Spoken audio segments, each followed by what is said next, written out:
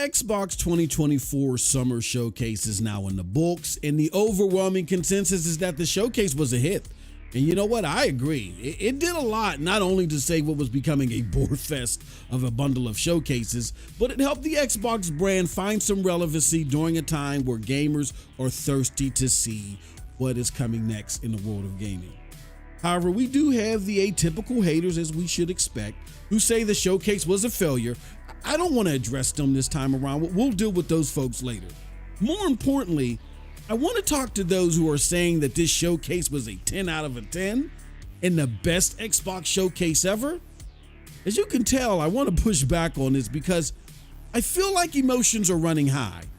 And when we let that happen without too much thought, we often throw away standards in a way that harm us as consumers in the long run. So here it is, my take on what's going on here with the reaction to the Xbox showcase. Thank you for joining us. This is The Spiel.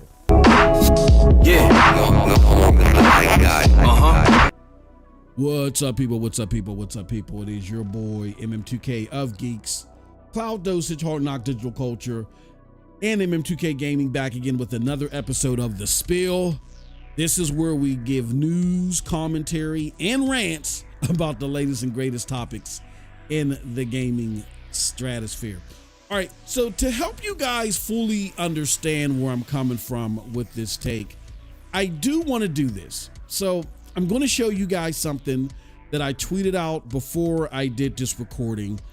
And then we're going to break it down as we go over these tweets, right? And then I want to address what I think is happening, why people are going outside of what I think is the realm of fathomability when it comes to the showcase, and probably give everybody some proper warning to reflect. Okay, so with that being said, let's go take a look on what I had to say about the reaction to the showcase. Okay.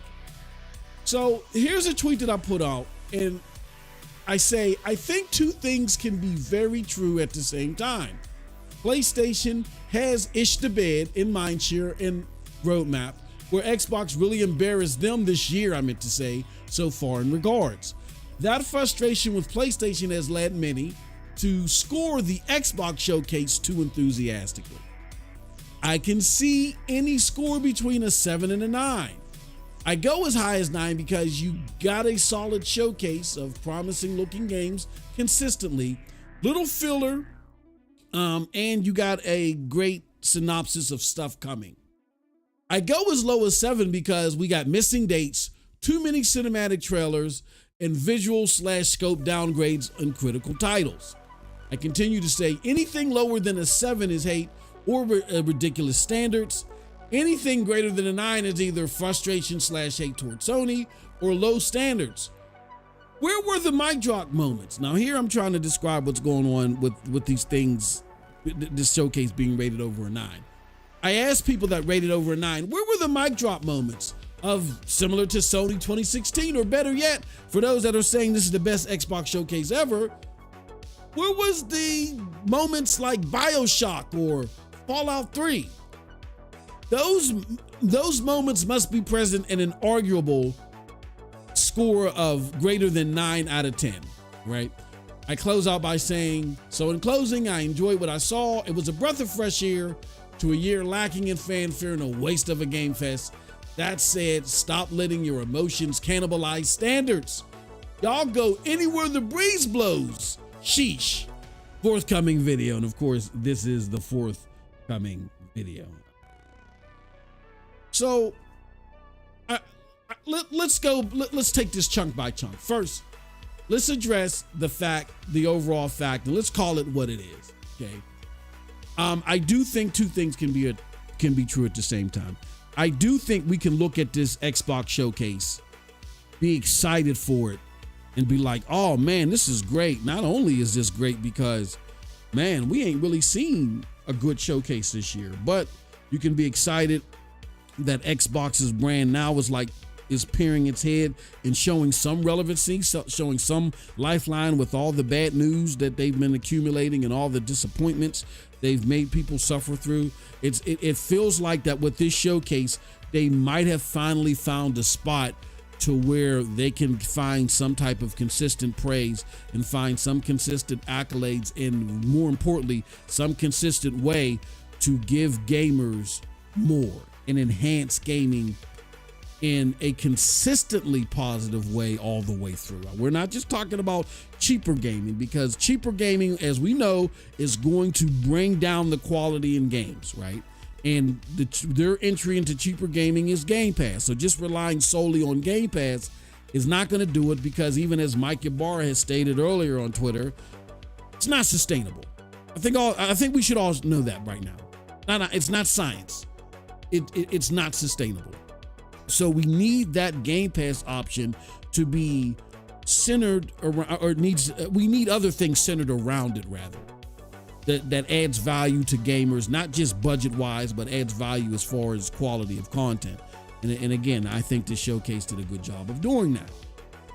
But I think what can happen is, because Xbox did that, and that surprised a lot of us, and then people are frustrated or just simply want to hate on PlayStation, I think we're seeing this being graded on a curve, where we're seeing a whole bunch of 9s and 10s, and we're seeing them from people who, again, who normally expect those type of standards from Xbox.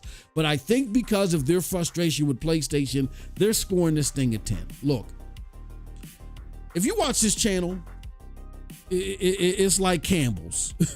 Anybody can get it, right? We've been dogging out PlayStation people, and we've been dogging out Xbox people equally the same. Really, we've been giving it more to PlayStation more recently than anything. There are no holds barred on anybody. That being said, that's based upon standards. And a lot of these PlayStation creators and influencers and stuff like that, I often agree with them, because they hold things to standards. And like me, that just happens to be the reason why they like PlayStation. It's not that they feel like they got to wake up and defend PlayStation. A lot of people are like, look, I enforce standards. And I see PlayStation placating, the most to those standards. That's why I give them the praise that they do, and nobody's really close.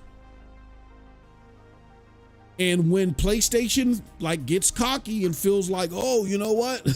Yeah, everybody loves us and we can do less, then guess what? They're going to get that work. Anybody can get it. But I feel like rating this 10 out of 10, the best showcase ever, is not conducive to exercising those standards. You guys are just reacting to emotions. That's not good either. That's equally as bad, right? I can see, again, the scores being between a 7 and a 9. 9, I can understand that, because, and I think that's at the higher scale. I can see a 9 because, it was a good showcase. It was very solid. I wouldn't score it a 9. I'm barely at the cusp of a 7.9, closer to an 8. I can't quite give it an 8, and I'll give you my reasons in a second. But I can give it a 9. I can see a 9 because, there were some solid showings, and you know what I mean? And if you're not too big on next gen technology being used, we really didn't see impressive technology through and throughout as displayed in gameplay in this showcase, right? But we saw enough semblance of that, let's just say, in Fable. Okay, Fable looked impressive in the very small vertical slices of gameplay. So because of that alone, I can see where someone can go a point or so above me and go to a 9. I can understand that. I can understand where someone is going almost a full point below me and saying a 7, because there were missing dates, too many cinematic trailers, for stuff that we already knew existed, and it was already being shown. I feel like that you are warranted a pass if you show a cinematic trailer for something, if you're just releasing it. But if the game is already released and this is DLC, or you've already shown it, and have already announced it. The next time you show up at a showcase, you better have some gameplay, right? And you better have a decent or fathomable amount of it. And a cinematic showcase, a cinematic trailer is not going to do it, all right? We also saw some visual and scope downgrades. Visual downgrades in the form of Stalker, which is my most anticipated game. And I think one that was highly anticipated by people in 2024. We saw significant, not slight, again, I think people are running high on emotion, so they're trying to brush this off. They're trying to hand wave this. These are significant downgrades. And I'm not just talking about from the trailer that was shown where there was downgrades from that. I'm talking about from the most recent time that Stalker 2 was shown. This looks like a PS4 game now. Might have some interesting set pieces to it, but it looks like a PS4 game now. All right. And then when I talk about downgrades in scope, I'm talking about Perfect Dark. This was supposed to be a AAA game. When you think of AAA game, you got to look at the time frame that you're in and the technology being used. Outside of some shininess and maybe some ray tracing that might go into a 60 frames per second mode, I'm not visually impressed at all. This looks like a PlayStation 4 game in 4K. That's what it looks like. You know what I mean? So I can understand the scale from 7 to 9, a full point above me and some in almost a full point below me. I can get that. I gave it a 7.9. Yeah. So anything lower than a 7, I think is ridiculous. Hey, there's some people that just, they won't admit it, but they feel like they got to pledge allegiance to PlayStation. So they're like, oh no, this was trash. I mean, you listen to Cold Blood and I's, synopsis or live reaction. You can't get no critical of gaming period than Cold Blood. I feel like I'm pretty critical too, but you get no more critical than Cold Blood. He scored this higher than me, and you can also get no bigger Xbox loather than me. He scored this at an 8. You know what I'm saying? At the time, and then we'll reflect on it later. So you'll definitely want to check out our official reflection scores. You know what I'm saying? But at the time that we were watching this, he scored it an 8. I gave it a 7.9. You know what I'm saying? So there are people that are hating on this, and I feel like if you're going lower than a 7, you know what I mean? Like 6, particularly 6.5 or lower. If you're talking about this is a 6 or whatever, I can't rock with your analysis. I think you're either trying to hate or your standards are ridiculously high, and they've never been met. You know what I'm saying? For the bulk of us, even hardcore gamers, you don't align with our way of thinking, and that's fine. That being said, those that score this greater than a 9, I saw fit into multiple categories, and that's why I wanted to address this video directly to them. I feel like either they are just haters of PlayStation / pro Xbox, right? We know about those people. We also know about the people that just have low standards, right? We know about those folks. I was addressing that during the showcase where, I've been gaming it'll be my 40th anniversary next year. My 40th anniversary of gaming this year. I've been gaming for as long I've been gaming as long as some of you guys' dads have been alive, right? Like your dad is the age of how long I've been gaming, right? My age might be older than your dad. That being said, I still, enjoy the easy pickup games and stuff like that. But every year I'm looking for what is that next big title that's pushing the envelope? What is bringing gaming further and further into photorealism, greater lighting, and then just this innovative ways that you can create these games that immerse me in these like crazy, not just good looking, but good feeling worlds, right? That's what I'm looking for. When you don't have that type of litmus, I feel like that you could just enjoy anything. I always compare it to Ruth Chris Steakhouse versus Old Country Buffet. You know what I mean? I'm a Ruth Chris Steakhouse type of gamer. You might be an Old Country Buffet. You just might be looking to fill your belly, and that's fine. But again, we're cut from two different cloths when it comes to what our expectations are from gaming. And you might say I'm too particular. Fine. The gamers that make the games that make you guys get all excited and creamy knuckled, for lack of a better term. Yes, I know I'm gross. But the game makers that develop those type of games for you, they have the same standards that I have. And for those of you that are saying, oh, nobody cares what you got to say, nobody cares what you got to say, old head, those same developers are also the same age as I. So I feel comfortable in how I review games. Again, the people that are making the best games are my age. The people that you know what I'm saying, that have these tough standards, that have the right guardrails around games, and their games are the ones that get put out as Game of the Year consistently. They have the same standards that I have. Right? So I don't feel like I'm on the wrong path. I don't feel like I'm on the wrong side of the tracks. All right.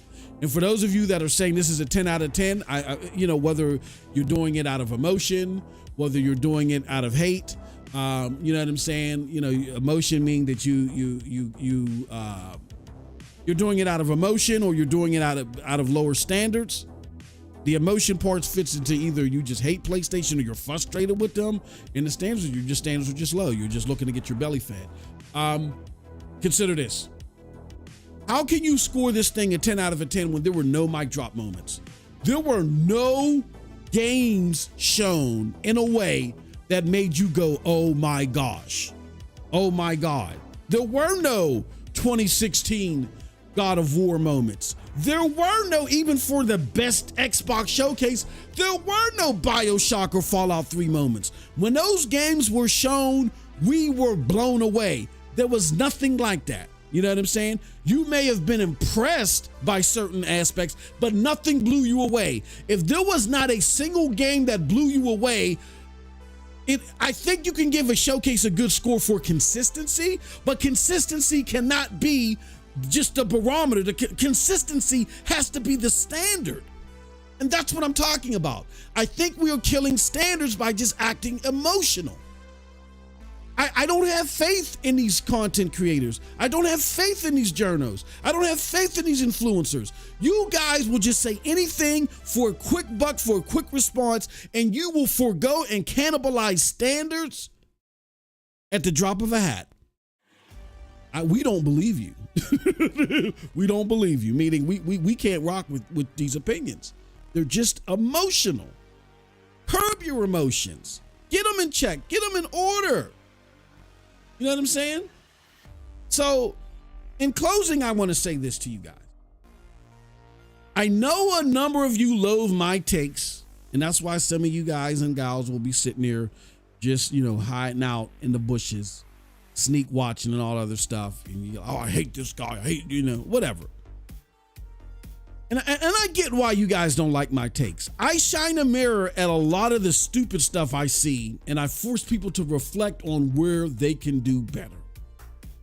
And trust me, I don't do things to people, as my family will tell you, and my closest friends will tell you, I don't have expectations, or I don't do things to people that I don't expect of myself.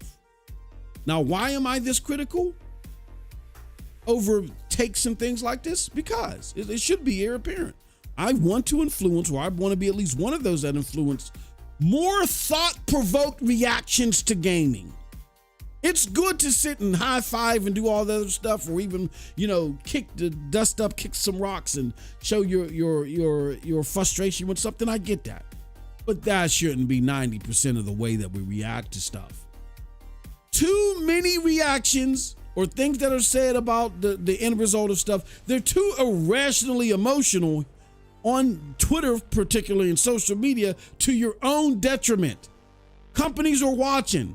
And when you strike the wrong chord here in regards to standards and signal to them that now XYZ is the standard, y'all somehow are stunned by the end result. But if you play stupid games, you get stupid prizes. Simply put, it's time to stop reacting and start thinking. And that's it from your boy. Let me know what you think about all this in the comment section below, because like I always say, who cares what I think? But if you did like what I had to say, check out the links below to follow me. They'll lead you to Geeks, Cloud Dosage, Hard Knock Digital Culture, and MM2K Gaming. With that said, I appreciate everybody. Thank you so much. Until next time, have a wonderful gaming day. Peace.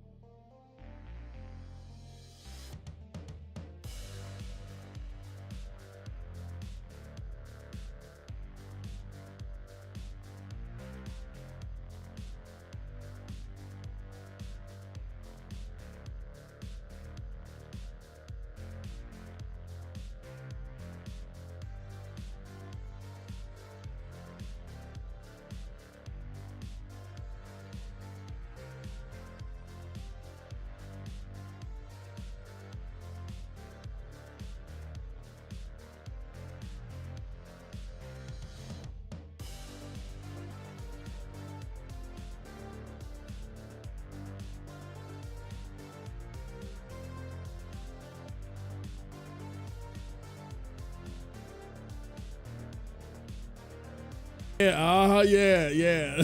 Hey, what's up, everybody? It is your boy MM2K. I'm here with Cold Blood Sensei. We're glad to see everybody, even the haters in the chat.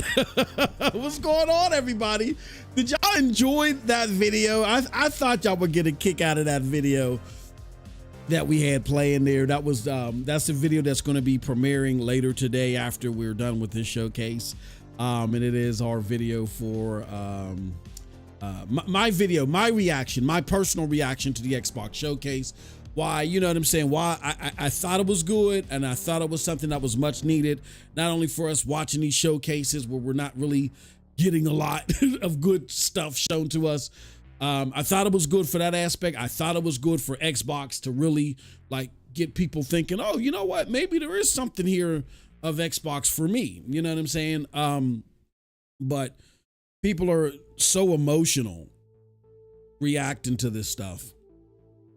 And they're like, it's a 10 out of 10. It's the greatest showcase ever. I think that's the best show. I mean, it's like a dominoes of Seaway. Like, people just want to follow trends so much, it's ridiculous. And it makes me want to throw up.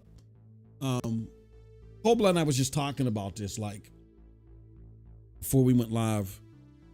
Or before me and him got on air. And as much as I like what I saw from the showcase as far as a showcase presentation, I don't know how you have any comfortability in the leadership when the leadership cannot give you a consistent message at all. Phil Spencer's stance on exclusive games has changed 180 degrees in less than 3 seconds. So I wouldn't know if, you know, how am I to interact with these games? What's my best bet? Do I get a $600 Xbox? Do I get a dongle and play Game Pass on the cloud? There's been no mention of that. Or do I just get it on PC? It sounds like your best bet is just going with PC, because PC Game Pass people, cold blood, they have what? They're getting access to Xbox. They're getting access to Xbox Game Pass titles like Call of Duty Day and Date, and they only have to pay $9. I don't know. You know, while we're waiting for this Ubisoft showcase to come in, I'm gonna just grab some tissue real quick to blow my nose. What are your thoughts on what you've been hearing in these Phil Spencer interviews since they've been released? I'll be right back. Phil Spencer is a slimy, lying ass motherfucker. That's what I'm thinking. He is like, my fucking email inbox was leaked and I never said anything about outspending Sony. I never said that. Yeah, right. You goddamn piece of shit. You lying so much. Your whole fucking message is warped in PR speak. Like, seriously warped. And that's why these bots are so fucking delusional still. Like, they believe what he said, oh, it's only Doom. It's only Doom coming. No. No. Trust me on that. It's not only Doom coming. Just like it was only 4 games. Only 4 games. Nah. Yeah. That was some bullshit. But I told you back then, he is stalling. Yeah? Yeah. He's stalling so bad until these ports are ready. Yep. Just so you motherfuckers keep on paying Game Pass. Happily. And no, that they say PC Game Pass gets Black Ops fully without paying for the Ultimate tier, but you dumbass bots have to pay Ultimate just to play the fucking multiplayer part of it. Oh, buddy, you are third-class citizens at this point. Like, what the fuck? That showcase was an 8 out of 10. Yeah. Ain't nothing higher or lower. 8. Yeah. It was good. Mm-hmm. But the fucking message was not straight. Once again. Yep. Why? Yep. Just today, I noticed when I started Starfield, because I was interested in this content drop that they were talking about. Mm-hmm. You know what the fuck these dumbasses made out of it? What's that? It's a fucking mod that you have to pay for. Oh, a fucking mod you have to pay for. Oh my fucking no. And nobody noticed that shit in the trailer. It was right there. 700 fucking coins or some bullshit. Some fucking imaginary ass currency, yeah? That you have to pay with real money just to get this dog shit. I was like, what the actual fuck? Yo, you couldn't make that clear in the damn showcase? Oh my. Like, they made it sound like, oh, look, we have free content for you guys. Isn't that amazing? I mean, they didn't say it's free content, literally, but goddamn, it looked like it. Yeah, it was presented that way. It was packaged that way. Yeah. They had it like a millisecond in the trailer where you could see it's some kind of currency worth, yeah? And come to find out it's a mod from some fucking modder, yeah? I was like, what the fuck is going on? Bro, that's crazy. That's not all. That's not all. In the showcase, they did not mention you have to have Ultimate on Xbox, and PC players get to play Call of Duty with just a $9 tier. Yeah. Like, if you wanted to be I don't know, more trustworthy in everybody's minds, you would have said that shit in the showcase. Yeah. But you only took the positive parts out of all of it, yeah? And left out the negative completely. Yep. Like, I ain't putting my score higher than 8. For damn sure not. Mm-hmm. But I could consider it going lower. But I'm gonna be fair and say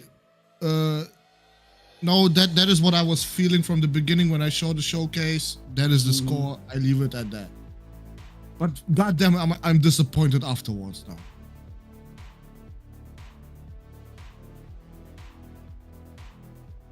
The show, you know, I rated it on the show. No, look, if what Phil said is true, and all these games are coming at some point on PlayStation, brother, what are you fucking celebrating? Yeah.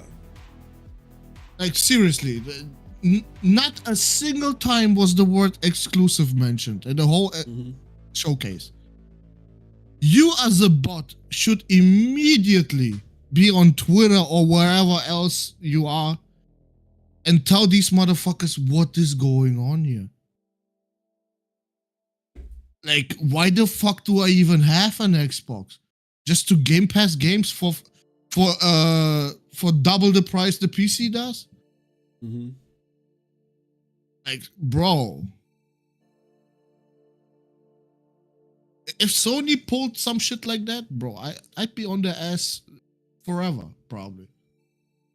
Like, I hold grudges. Like, I hold grudge with fucking Destiny. That shit is fucking garbage. Mm-hmm. I don't like Bungie whatsoever. Mm-hmm. What they did with Destiny, and I keep my grudge. Like they never made up for it. I paid a fucking launch price, and everyone else gets all these DLCs now for free. This is crazy to me. Yeah, I mean, it's being an Xbox fan has to be like, you know, having a spouse or whatever that you want them to cook for you. Like, can you cook, you know, something? I get home late. Can you, you know, you get home before me? Can you cook? And again, don't turn this into anything else, y'all. Because I cook because I work from home. I cook for my wife most of the time, and the time she'll cook for me. You know, but can you cook me something? And here's how if you can, you know, do it like that. And they just keep fucking up the meal or burning it and shit like that. They're not taking care to it. And then finally they take care to it, and it looks good. And they just then all of a sudden grab your plate, hover over it, and just take a shit on it. And say, here you go. It's like, that's what it's like being an Xbox fan.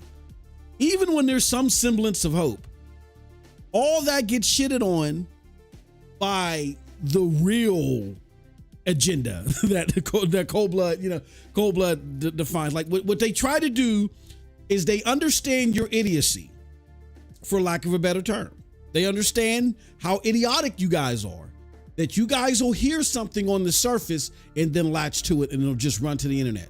And then for those of us that are smart enough to stick around and say, okay, now what else would you leave out? Oh yeah, by the way, all these games are coming to PlayStation. That's the new Xbox. Okay, goodbye everybody. You know what I'm saying? And then all that gets shit. And why? But it's too late. You dummies done went, created a narrative, and stuck your neck out there for them, only for it to get chopped off.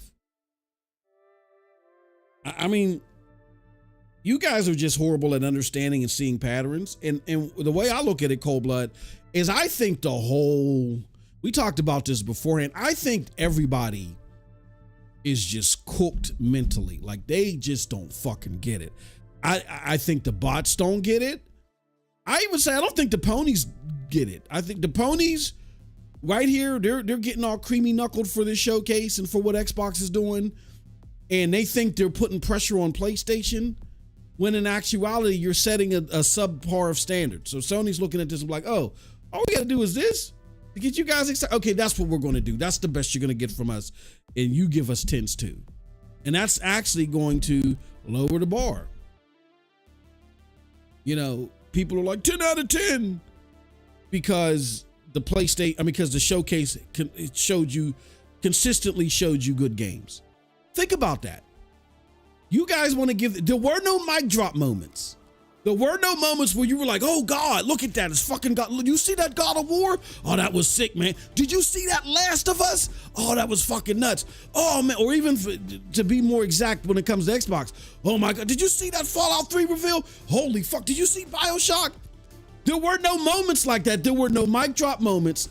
But because they consistently showed you good games, you give it a 10 out of 10. That's where you're set. That's where you set the ceiling. That should be the floor. If you're going to show me a showcase, don't waste my time unless you consistently have good shit to show me. Y'all don't have any mic drop. But what is the mic drop? Fable? Okay, Fable look good, but how much of it can you pick out the gameplay? And did you see any significant mic drop gameplay or any stellar gameplay at all? No.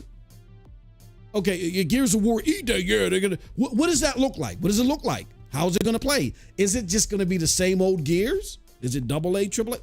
What is the scope? Perfect Dark, yeah, it's a real game. It's out here. Okay, that shit looks AA. I watched that thing 4 times today alone because I'm trying to get where I'm trying to confirm if everybody's just being emotional or if they're being, authentic. And every time I see the fucking trailer, I am less and less impressed. That is a PlayStation 4 game. That's a PlayStation 4 Slim game in 4K. Wait, with like some. Why are you insulting PlayStation? If you say it's the 1S, bro. Like, what are we doing here? Leave PlayStation out of it.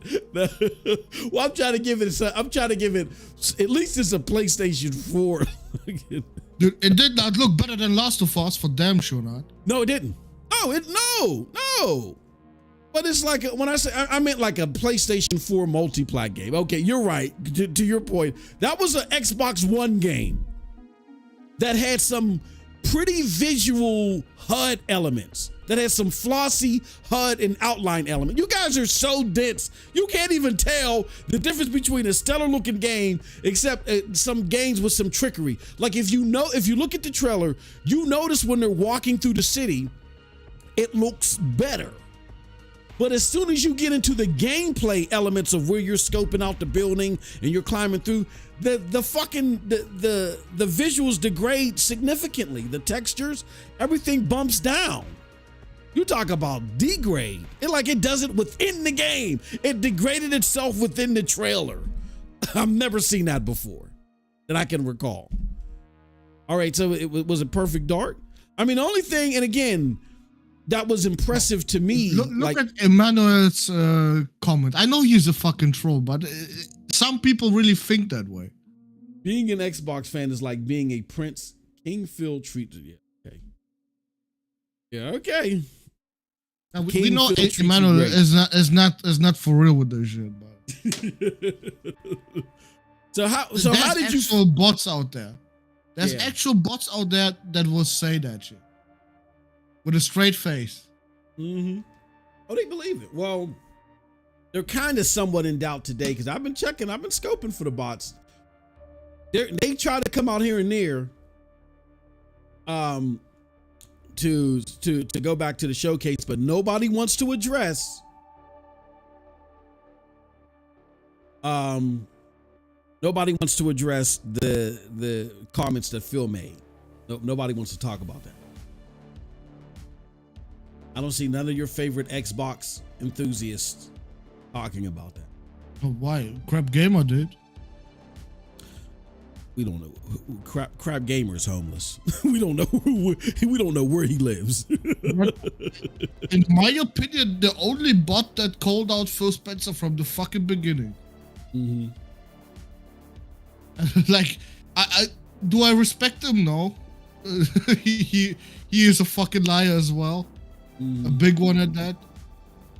But one thing that he was consistent on is when Xbox was fucking up, he was the only one saying, Phil, that shit ain't going. Mm-hmm. While everyone else was praising him for the PC shit, mm-hmm. Crap Gamer was the only one saying, fuck you. Yeah. What the hell? Yep. Totally agree. So, yeah, I mean, let's see, what time is it? We got 10 minutes before the showcase starts. Look, y'all, I don't know what to tell you. I think the community is fucked up. I'll just put it like that. The community is fucked up. I didn't realize it until today how emotional you guys are, and how, when I say you guys, I don't mean you guys in the chat or just the gamers watching it, not the content observers. I'm talking to you directly, content creators. You guys just flail with the wind. You have no standards. I don't know where you guys are at. Anything will change your mind until you see a sea wave of people going elsewhere. Then you try to go elsewhere. Like, you guys are horrible. Shout out to Jenna Hayes. with the $5. Jenna says, "Can we donate a Series S to your Russian sound co-host so we can smash it into pieces on cam and send to Phil Spencer?" Says how you like. Well, the Russian sounding co-host is Cold Blood Sensei. He lives up to his name. So you're aware, and yes, you can. I don't know how you're gonna deliver it to me, but I do it. He'll more than gladly do that. He can defecate it too. He'll take Oh, a dump on it too. no. We don't go that far. No. You ain't gonna go that far. Okay, all right. Well, I might just stop by and I'll take a dump. Yeah, stop it. Silverback. Yeah, I look, man, the game can I feel okay. For those of you guys and gals that simply want good, I'm not talking about the Xbox wood buffers or the PlayStation wood buffers. I'm talking about you guys in the middle just like us. And if you're in the middle just like us and you just happen to want good games, then you likely lean PlayStation. Some of you may lean Xbox or PC, whatever, but you likely lean PlayStation. All right. But you're not going to make excuses for anybody. Let me say this to you guys. I have faith in none of the, I have faith in no one anymore. Everybody is jumping out of the window because of emotions, and they're wrong about it because they don't understand the business side of it. These companies watch these reactions and they're trying to find the ceiling based off your reactions. So if you sit there and simply say, because you have a showcase that was consistent in showing you good stuff, you are telling me, and you score that a 10 out of 10, you are now telling me that the standard has been lowered to me just simply having a showcase showing you that means no more mic drop moments. That means I don't gotta do a Last of Us crazy cinema, moment like that. I ain't got to do a crazy God of War gameplay moment like that. I don't have to do. I don't got to go back and reach back into my inspiring days and pull out a Fallout 3 BioShock moment. I just got to be consistent in making sure that we have games that show well. We got to have a consistent lineup of games that show well during a showcase. We're going to get a 10 out of 10. I don't like a future like that. I like what we saw yesterday to be the floor. I want yesterday to be the floor. If you shouldn't even be coming out unless you consistently got games within your showcase that hit fairly decently and better. And if you got a showcase full of fluff, you either cut out the fluff and condense your showcase, or if you do that and you ain't got nothing to show, then you better keep your ass inside. I'm sorry, Koblo, were you about to say something? Yeah, remember I said they better show out and never bother again? Mm-hmm. Yep. Well, I'm not saying they should never bother again. Yeah. Like that. I'm surprised Xbox made me feel that way. Mm-hmm. Yeah. I want them to make showcases again. Yeah. Yeah. Like the last 5 years or something was fucking dog shit. It was horrendous. Like their showcases, I wanted to sleep half of them. Mm-hmm. And the other one, I was just laughing with the fucking chat at all this dog shit. Yeah. I truly hope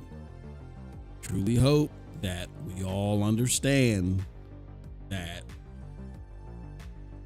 gotta be careful on how you react to this stuff. To stop being, they are so emotional out there on Twitter, it's ridiculous, and I don't trust anybody anymore. I'm hearing some of the most ridiculous takes and everything, and one side is like, yeah, Xbox is saving gaming. These are people I generally respect. You guys are too emotional right now.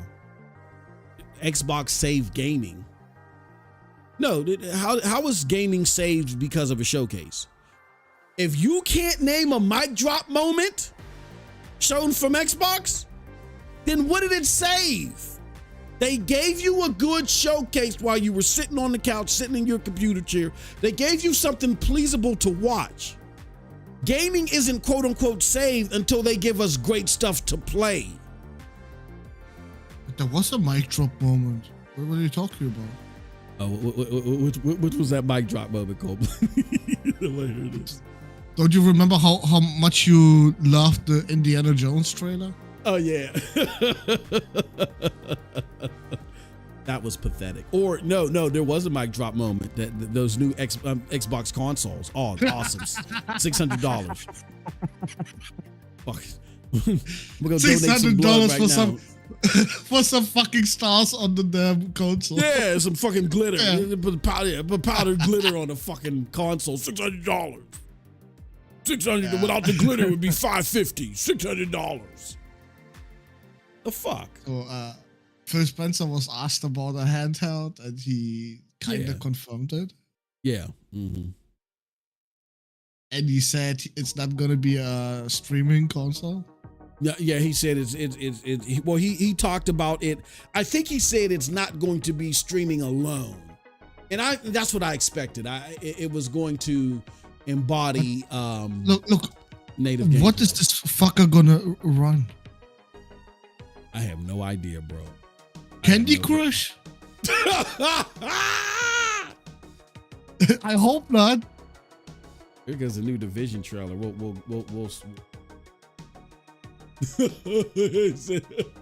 Wait, is this show already going or something? It's about to start in a couple minutes. It's like, huh? A Division trailer? Or in a couple minutes. So we're about to get ready to start. Beat the first rogue. Oh, this is the dude from the Division. Jenna Hayes, respect for knowing where I'm from. Originally. Countdown. Let me pause the music. Then gear. First Rogue available on June 11th for all different. Year 6 season 1. What is? I guess that's just the name. All right, so we got a minute coming until this starts. Sorry we didn't talk about. We're just seconds out from the main show. Don't miss our amazing post show where we'll dive deeper into some exclusive gameplay. But now, and I've always wanted to say this, Ubisoft it's time to join the crew in a galaxy far, far away. Welcome to Ubisoft Forward.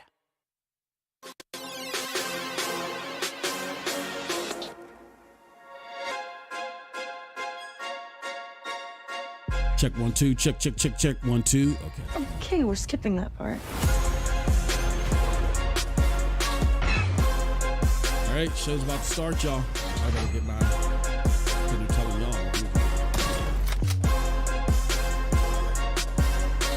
Hold on, Nix.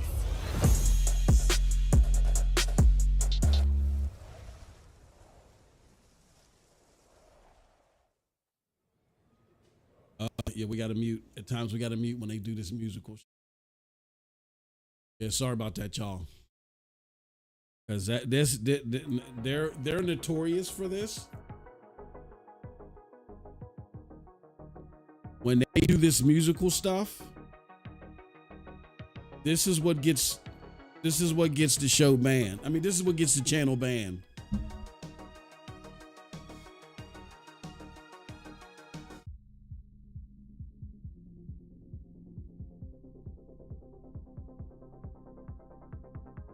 Let me see something. Okay, I just wanted to make sure that we did have the music playing in the background so you guys can watch this. Take a look at this. Yeah, when they play this music, Ubisoft is notorious for this. That's why I hate covering their showcases.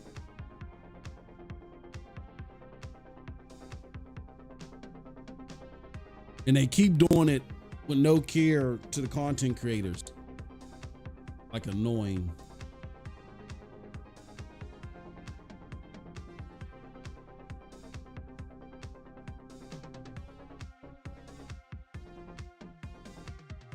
We'll read some of these comments. Let's see here.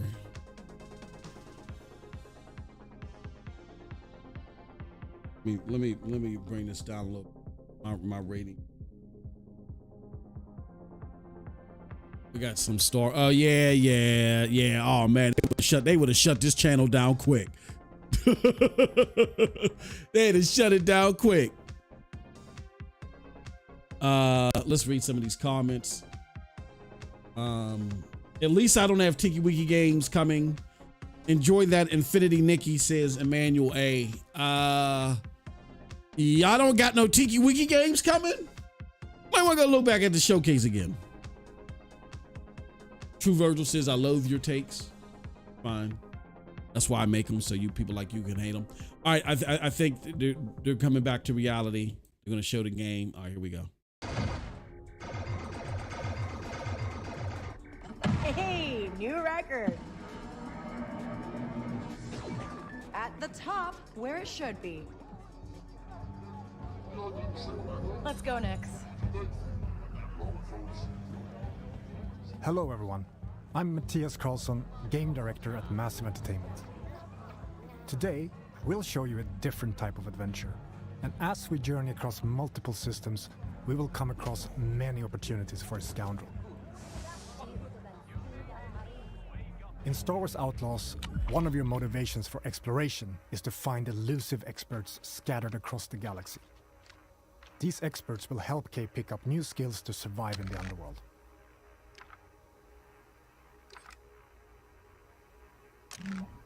Here, we're looking for a gunslinger who can teach us some new tricks. Our intel points to the Mos Eisley Cantina on Tatooine. So let's head back to our ship. We're picking up in Accra Station. A remnant of the Clone Wars, it used to be a refueling station that now acts as a trade hub for illegal contraband. It's a great place to resupply.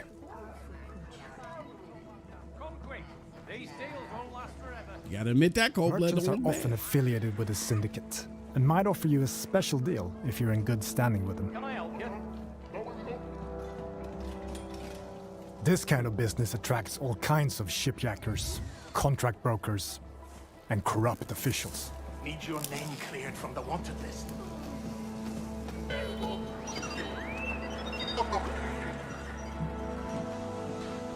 Actually, guys, this is Trailblazer is a refined EML 850, the last of its kind. Most actually, I can tell from all On this board, compression. you'll find everything you need to finalize your preparations. That looks ass.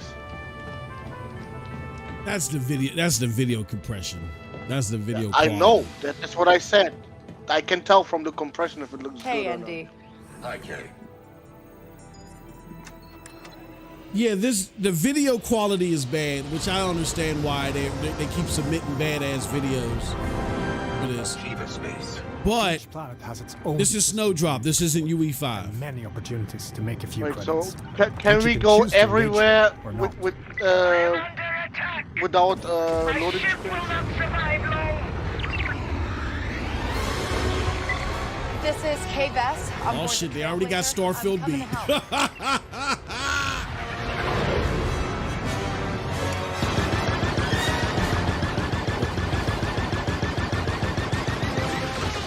Turret activated, Kay.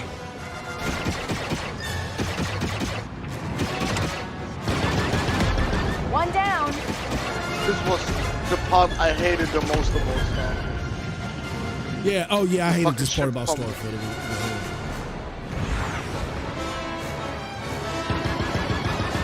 It just felt like you were in an isolated space where they were pretending you were moving. I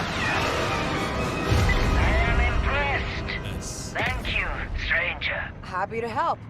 And you can tell Gorak he owes Kay Vess a ship. In space, your actions also have consequences and can impact your reputation with syndicates.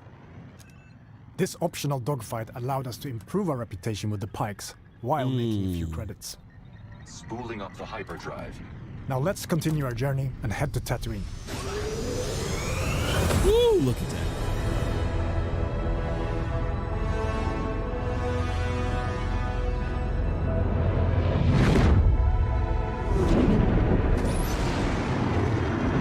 Tatooine space. Edge of the galaxy. Oh, they're hating on it in the chat. Yes. The two system is in the clutches. Our reputation with them is poor. We're in Keep our it going, chat. guys. Let's be on our way. Yes.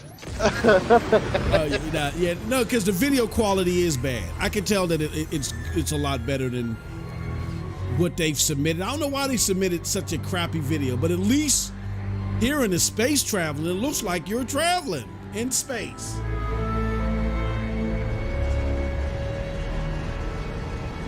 Well beyond what Starfield is doing. This is what Starfield was supposed to be doing. Welcome to legendary. Doesn't have monsters. 100 systems and The 1,000 infamous hive planets. of scum and villainy. Yeah, 1,000. No, you mean 1,000 tiles? We could head 1,000 straight to our variations of destination. tiles. Or explore what the city has to offer. Recreating this iconic city is a dream Not your come mother true said for our team. they couldn't do it because of the Allowing us to show sandwiches. parts of Mos Eisley you've never seen before. Hey, it was a creative decision. Room for one more? I forgot. There are many opportunities for a scoundrel. Jenna Working Hayes, your way in with a hot you cocktail. said what version do you? Most of that is Oh, under their control. oh, Even though the increased I don't know, imperial could be. presence has been hurting their business. could be. But first, we need to pick up the trail of our I don't know if expert anybody has marketing rights to this guns. Best game. place to start is the cantina. This looks good. Ubisoft, no, By if asking Ubisoft around, can we do learn this of a pilot who is deadly planet-to-planet with the travel, who used to work then for the Hot anybody Cartel. can. They just don't want to. Our intel leads to one of their storehouses, Massive. located in the Yeah, southern massive. hills. Traveling to your destination can be an adventure in itself. As you move across scorching And we dunes go and dusty valleys, across the you'll whole quickly planet realize on that on this lawless desert Star planet Wars. still That's holds the many bigger mysteries. question. Or is it also time? Most. I don't know. We've That is a reached good our question. destination. We need to locate our storehouse and find our way into this heavily guarded fortress without triggering the alarm. Busy place. I'm still thinking being a badass Jedi would have been so much more fun, but whatever.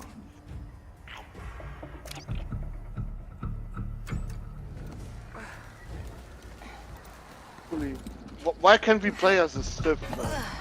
That'd be so much more badass. I wouldn't mind that as a game. That's not a bad game idea either. All right. Maybe there's a data pad or something that can tell me who that old gunslinger is. Like maybe Outlaws 2 can actually be you're a Sith and you've been assigned to take people out. That would be a dope idea. Now this is looking good. This is looking good. Nix, attack.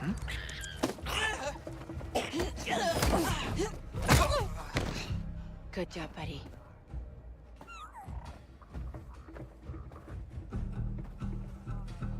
Nix, do you sense anyone close?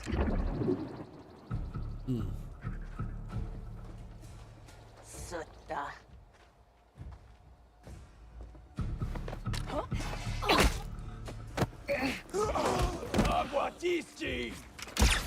I can say about so to much say. right. The traversal Easy. is way beyond what Starfield did. Yeah. Everything Alright, else let's see right what we now, have here. I'm still like, that's too much Ubisoft in Yes, this I game. got it. Wait, Quint. Just That to sheriff take from out the bandit first worked for the camps. Huts. Oh my god, I we should didn't talk do to that her. a million Oh, times come on! at this point. We've been spotted, but we now know where to find our gunslinger. Let's get out of here quick. We're in trouble, pal.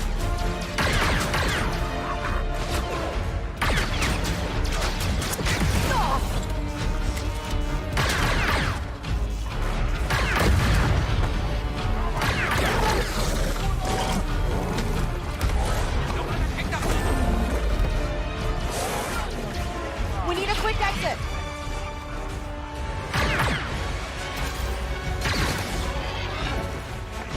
Come on, Nick. The mother, they said they can do by control. They can't kill this guy. So it ain't happening.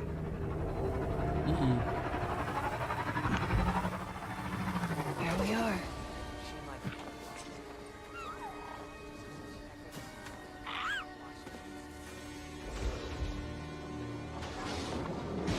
You again. If you're still looking for Haas, I haven't seen him. Actually, I'm here for you.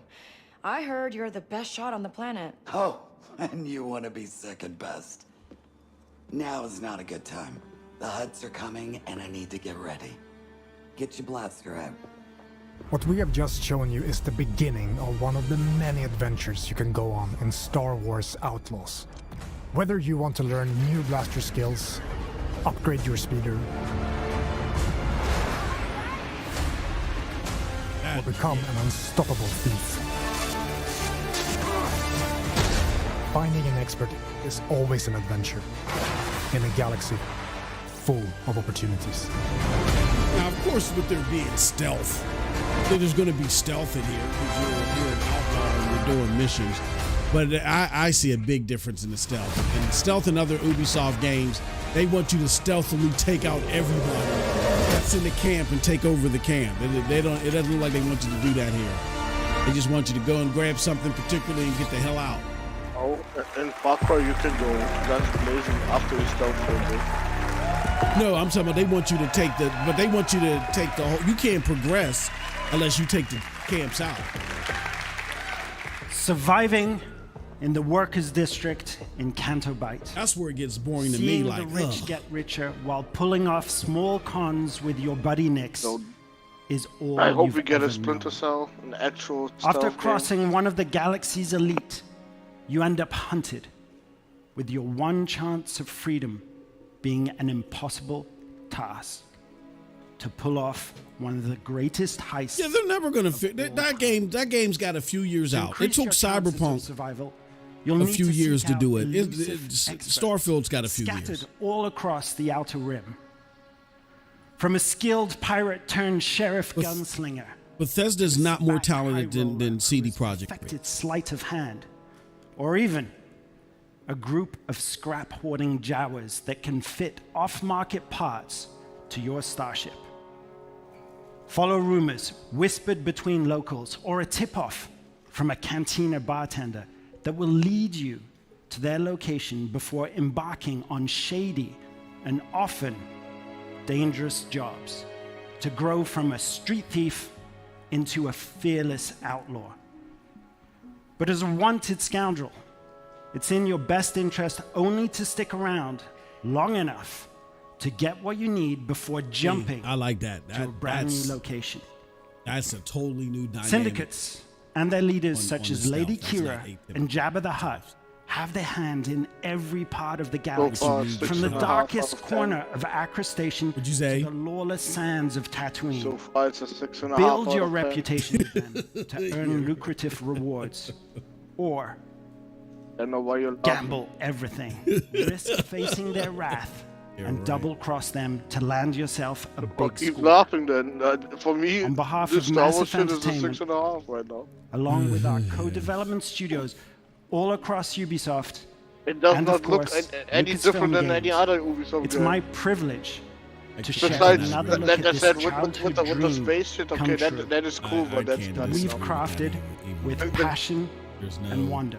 The gameplay I saw right now no looks similarity anywhere. If you're willing to take the Except risk, third Yeah, but the person. gameplay looks the fucking galaxy boring. It looks what? of opportunity. It looks boring, and you do some fucking bad That's so fun. I mean, okay, I- so what are you, what I are you want. looking? Welcome Bro, to the I first wanted, ever open world Star Wars them game. to have some fucking epic boss Set in the dangerous golden age. Some epic what? Something cool. Oh, Some epic a boss boss fight. I mean, I don't Yeah. know if you have a.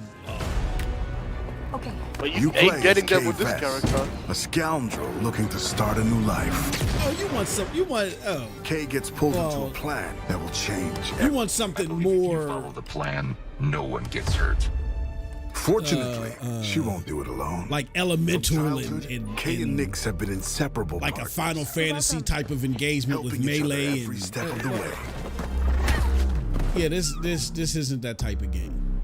I get something where the fighting is aerial or Using their something like that. criminal skills and I understand But now for you, for shooting, I mean, at least is more grounded. Nix will have to constantly adapt to every scenario. The mic. Nix, you want to drop that for me? It would have made it a little bit more interesting. Whatever the fuck it's called, I forgot. You said 6.5. If you don't want me to sound the alarm. I'm gonna be honest with you. Like it depends on the game. Like Jedi Fallen, Jedi Survivor and stuff. To new skills, I mean, it's cool. Contracts. But sometimes I like a little bit more grounded game that's more strategic. A friend needs a little something. I don't need all that aerial stuff all the time. World, your actions. So Jedi Fallen Order, I would see is more like a game that you would enjoy because of like the aerial attacks and the more sci-fi nature of it. This is more of my alley. Reputation is everything. Just because you're jumping and Where is he? flinging the bigger the risk, lightsaber. The reward, that alone isn't going to do it. From some of the most notorious syndicates of the galaxy. And how did you think it was going to end? Tell the governor the payments will not increase. It's up to you where your loyalties lie. Hey, Nix! Being wanted by the Empire brings a new set of challenges. This is getting bad. Also nothing. Hold right! Now, I think I better understand where you're coming from. Beware of who you cross. Hang on. I mean, I still look at it totally differently, but I get what I understand what you're saying. Scattered across the stars I can't be are mad unique locations, rich biomes, it's not environments, and adventures. When you say it's Ubisoft, like it's focused around shooting, it's like more the grounded. City of Kajimi. That's what I can gather, which I can understand that point of view. I just or Rome. I like it because I like it the tactical sense of it.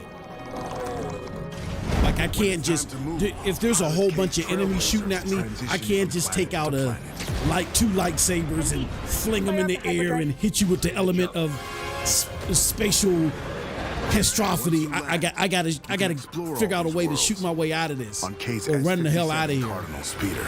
I'm a lot less OP, so that means that's a lot more tactical. I gotta be in getting out of there. That sense of urgency is what makes an outlaw, a life where you fight.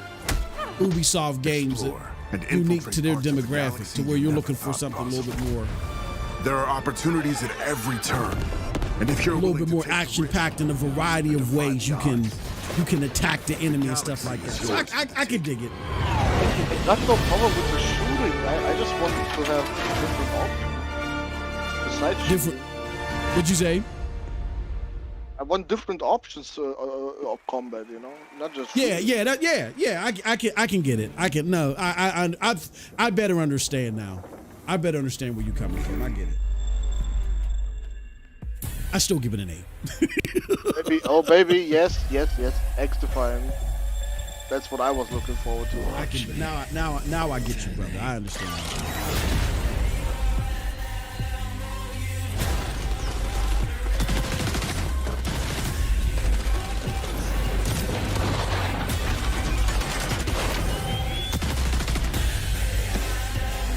New map per month.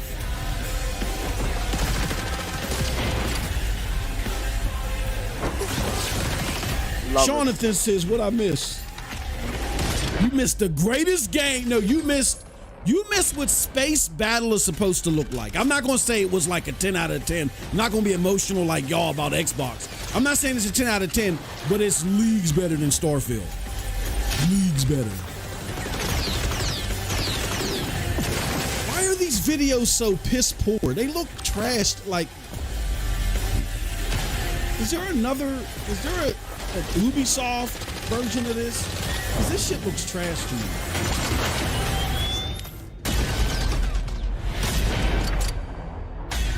Watch me.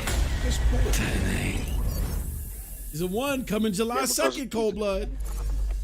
Yeah, baby. Let's go.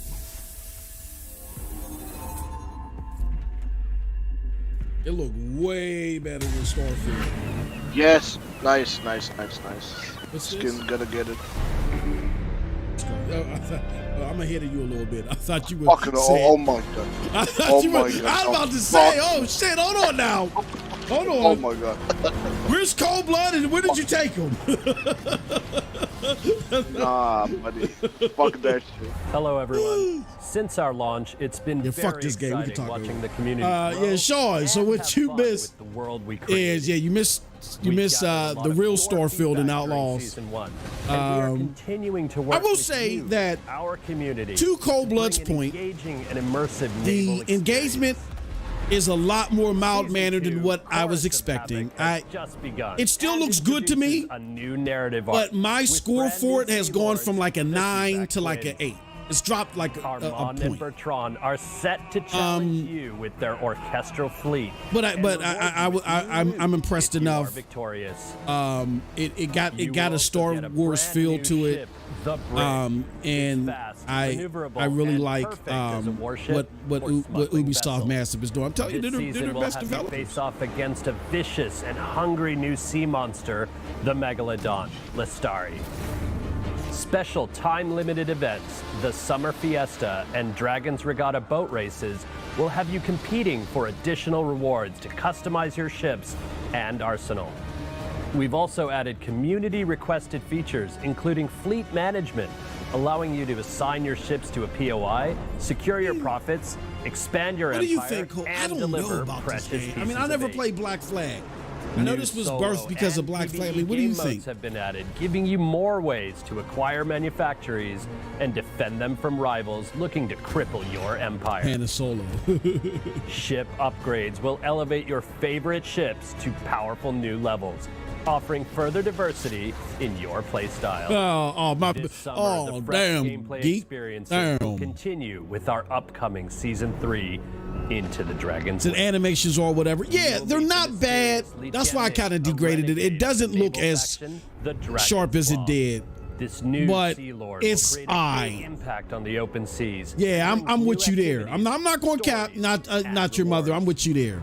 You will also face off against a brand new Genesis. sea monster like What do you think about Microsoft will try to buy Ubisoft? No. Surfaced after eons and Ubisoft has guaranteed that they're safe for Microsoft for 10 years because they own the license to the cloud versions of their games, so they cannot be purchased from Microsoft for at least 10 years.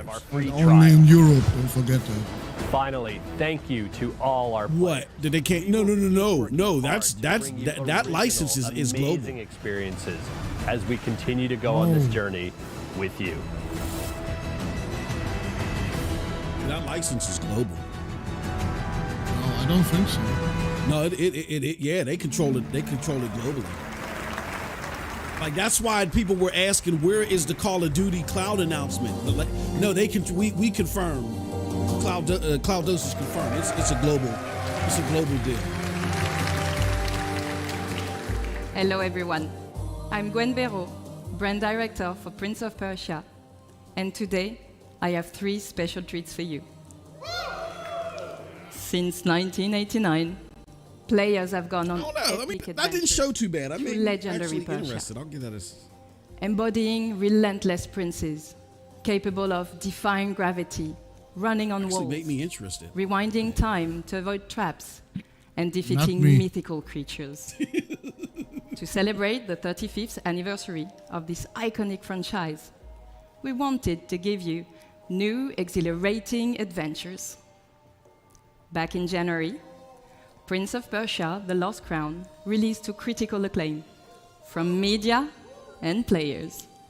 And was a Today, big ass flop. Ubisoft Montpellier not by buyers. For you all. Check it out. Yep. Anyway, thank you for all That's a shame too, because people were saying good stuff about it. This is not my type of game. Over the past months, it's been thrilling to watch.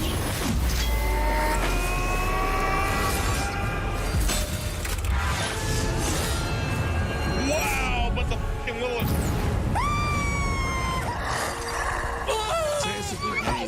Pistola! Oh!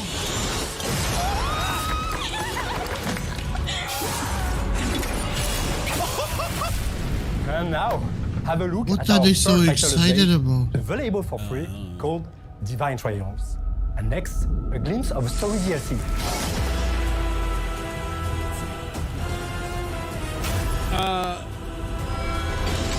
What's up, Cree86? You missed Star Wars Outlaws, which I think showed pretty good.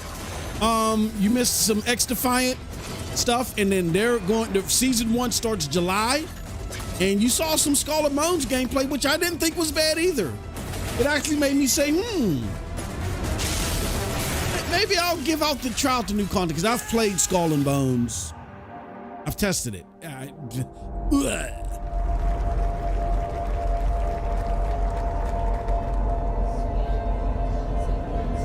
That's what you miss. Who gives a crap about Prince of Persia?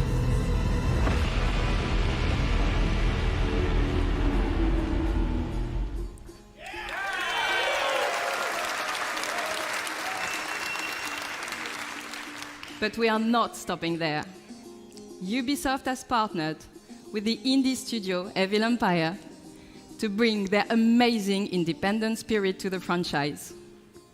The Rogue Prince of Persia, which released just a few weeks ago, is a fast-paced action platforming roguelite. Throughout the early access phase, we'll be gathering valuable feedback from you all, while also delivering regular updates and additional content. Here's a taste. Hi, we're recording this just before early access release, while everyone is in full debugging mode and completely freaking out. So by the time you see this, The Rogue Prince of Persia would have been out for 2 weeks already. And it's time to thank you, people from the future, for all your love and the billions of sales we've made now that the game is bug-free and has 100%... Yeah, not a bad show so far. Today, I can happily announce that our first update, the Temple of Fire, is about to release. Check it out.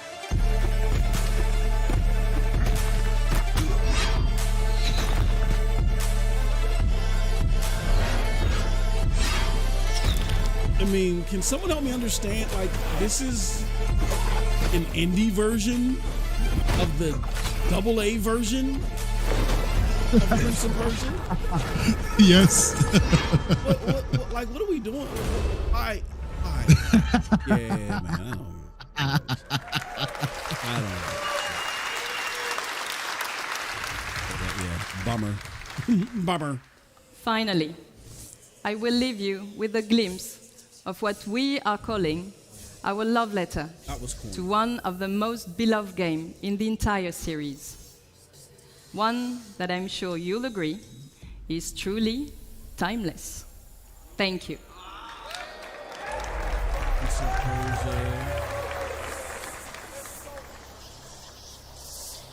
It's a fucking remaster or something.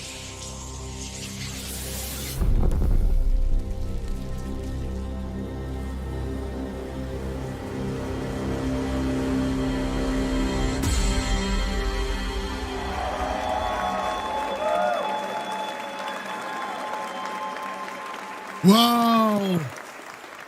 Great, 2026. Can't wait. With Rocksmith Plus, you can learn guitar and piano fast anytime, anywhere. From your PC, mobile, and now PlayStation. Discover thousands of hit songs from artists like Metallica, Tom Petty, Coldplay, and Linkin hold on. Park. Yep, I gotta mute. Oh, shit. Yeah, I gotta mute this shit. Damn, these motherfuckers don't care about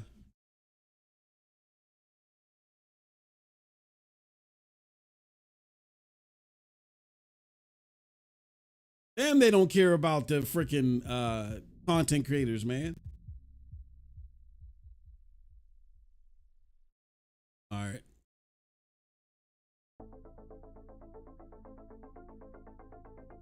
Careful with. Oh, your favorite game, Avatar. No way. No freaking way. Why are they showing fucking streamers on this shit? Oh my gosh. Ubisoft is going big on their streaming efforts. They got a whole 24-hour running channel for that shit. Oh, where's my money then for X-Defiant, huh? Hey, bro, we literally legit. That's why I said I'm thinking about turning nice Ubimos into just a streaming channel for Ubisoft games.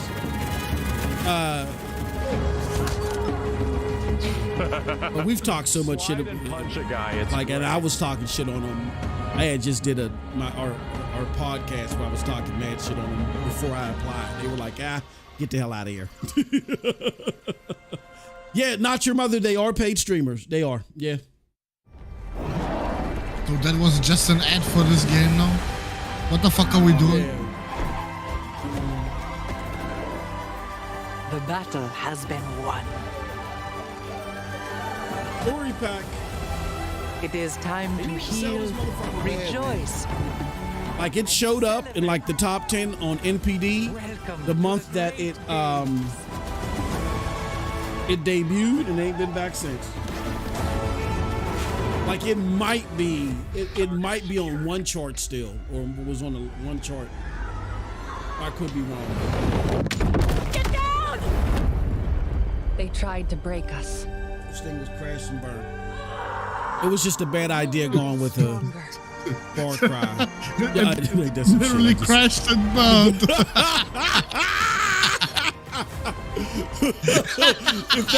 if that wasn't semblance, I don't know what is.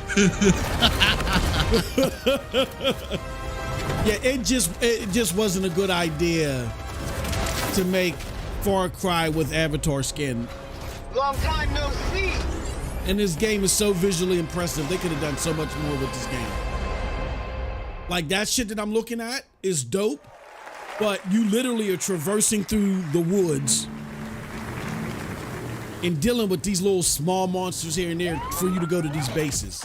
And it's Far Cry there. It's stupid. Hi everyone. It's not engaging. What a first year we had with the crew. Not a game I don't give a fuck about. No, like this.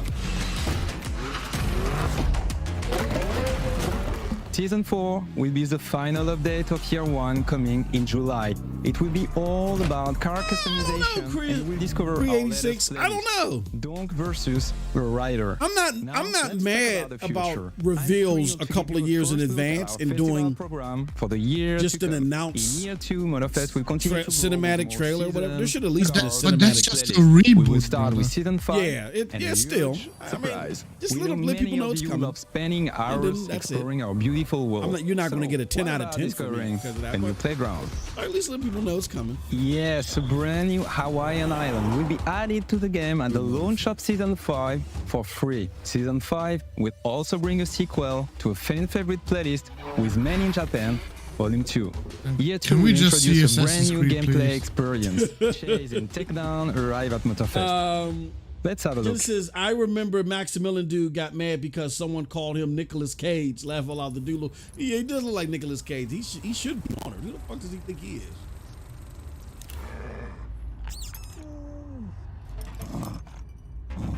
We're driven by the chase. Always on the lookout. And once our target is in sight, it's on.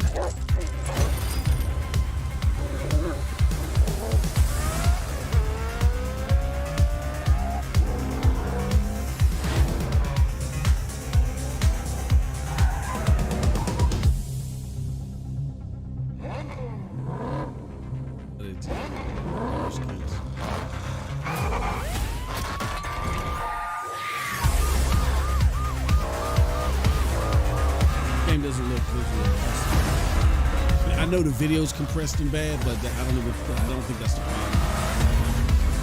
Has anybody played this game in the chat? How does it look like in game? Just ask Sean. You played all the Ubisoft dog shit. Sean, you still here? How does the Crew Motorfest look? I'm not mad about early reveals. Early great, yeah. Before a remake. Never 6 months stops. I understand.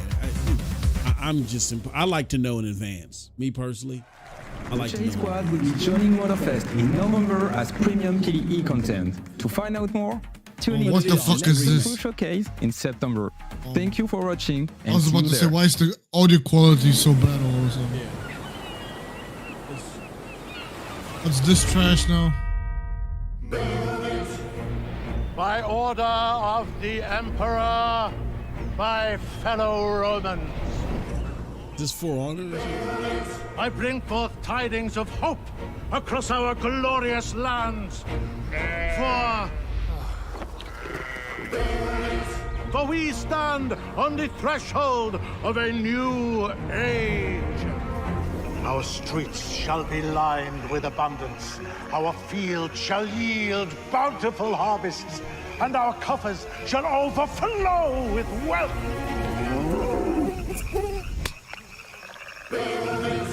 An era of prosperity dawns upon us, heralded by the arrival of a new governor. You can take it from here.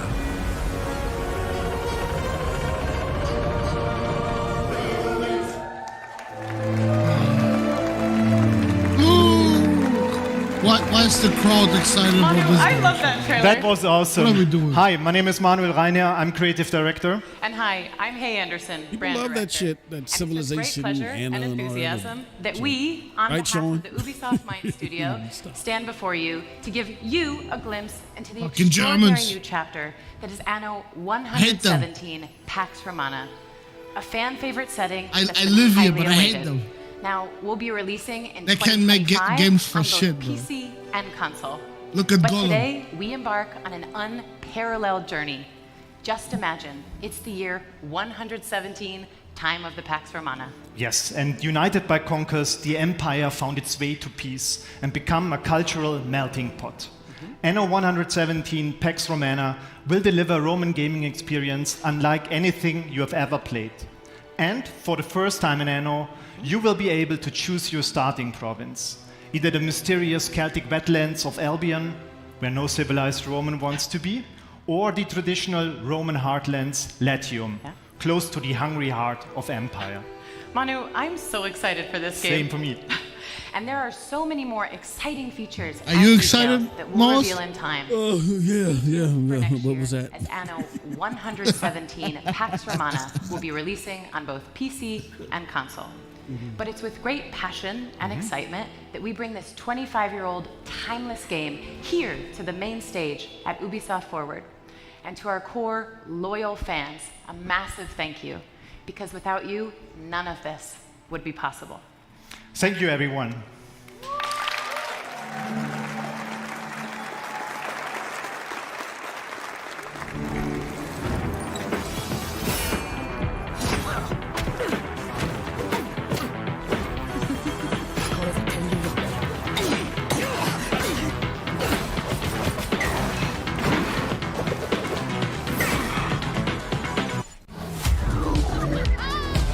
On a sizzle roll.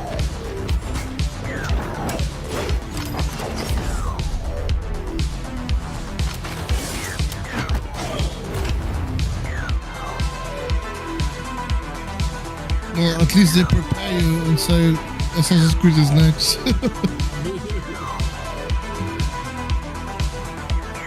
Watch this dog shit, but don't worry. After that, some good shit is coming.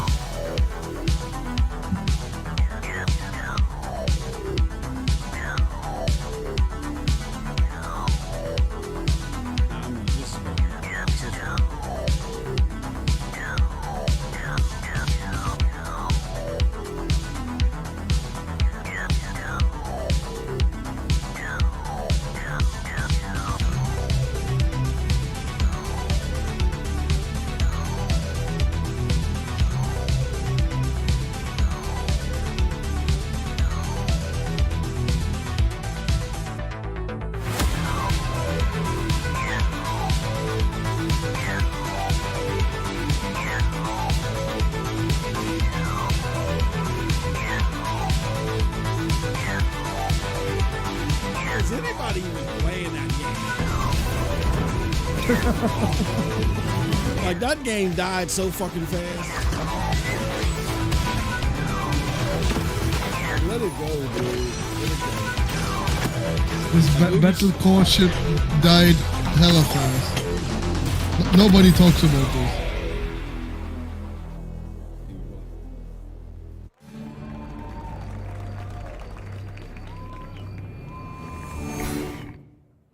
Finally.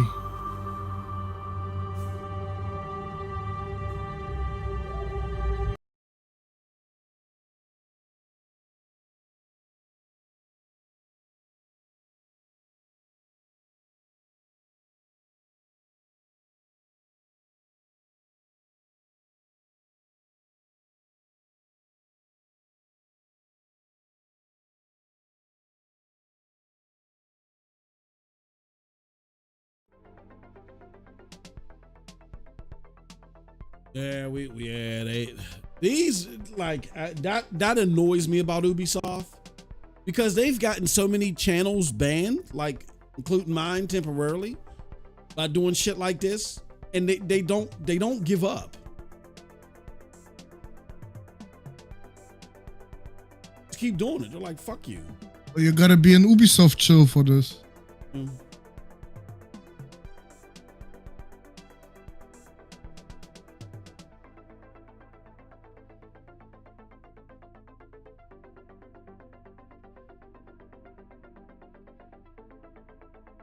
At least I know the soundtrack is gonna be hella good.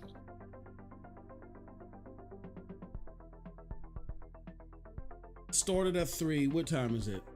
So this has actually been 42 minutes long so far. Surprised. I felt like it was like a half an hour or some shit. Excuse me.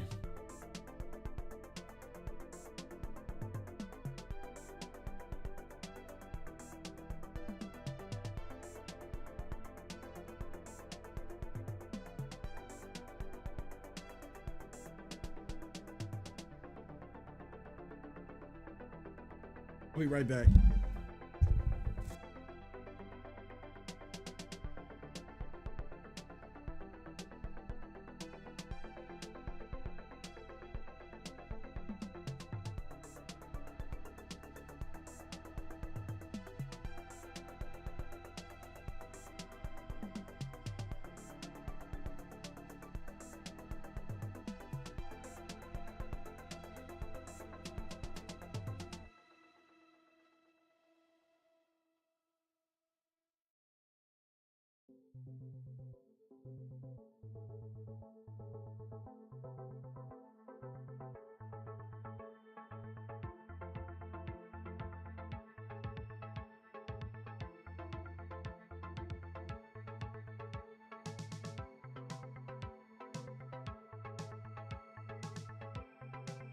Some Grumps fanboy in the audience gonna tell him to remove Yasuke from the game.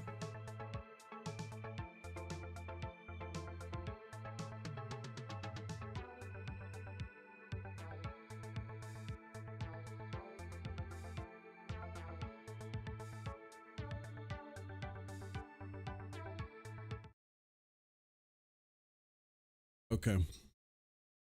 I'm about to. I think it's safe now. You'll also experience Japan through the eyes of Yasuke. Sorry y'all to do that, but channel's been banned before surrounded by mysteries. because of Ubisoft It allows us shenanigans. to tell the story of a foreigner who becomes Sorry about that, not your mother. Can't do it. Oda Nobunaga, Not while the they most still playing powerful music. daimyo at that time. I mean, I think we're safe now. Protagonists with unique personal stories and views of the world. Once allied, player can bounce freely between both characters. Play either as Yasuke, a strong combat-focused samurai, or as Naoe, the agile and stealthy shinobi. And as you progress in your adventure, you'll feel the time passing like never before. We're introducing a full year cycle where you'll be able to rediscover a location under different season and weather. For example, in winter, ice may prevent you from going underwater. But as the season gets warmer, you can now use spawns to approach your enemies. Or heavy rain will help you to blend in the environment, to lurk or escape your opponents. You can also use your surroundings to your favor. At night, extinguish lanterns and destroy brazier to vanish in the shadows. Each day and season bring its own challenges. But today, I'm really excited to share an extended look at Assassin's Creed Shadows gameplay. You're about to see a sequence where Naoe and Yasuke are hunting corrupted daimyo through beautiful parts of Japan. You'll see the dynamic of our two heroes, and now they complement their strengths with the unstoppable force of Yasuke and the deadly skills of Naoe. Thank you, everyone. Enjoy.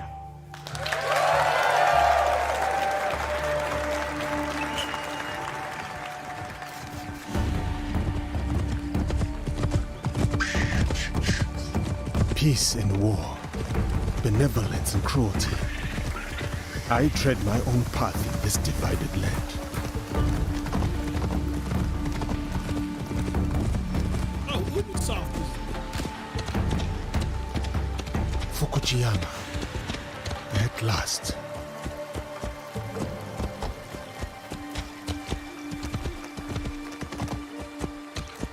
The fields are busy. The big hut. Sorry, guys.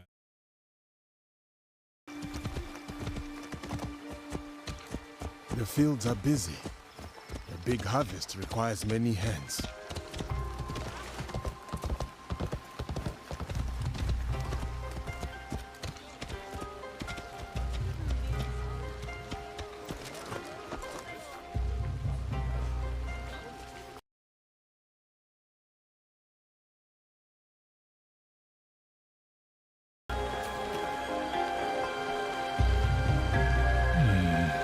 Merchant looks uneasy.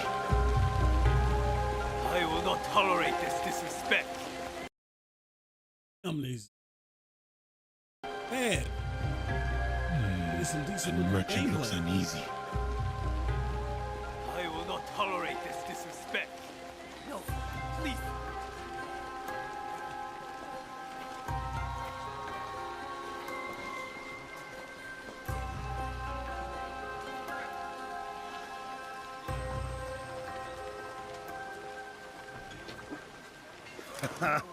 Well, you are a friendly beast, are you not?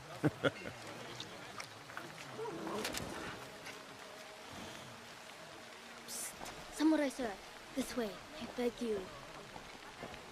Hurry, sir, please. Right behind you, little one. Well, they're like work in progress. Isn't this thing coming out this year? Ikimaru, I wonder where you went. Yeah, but in November.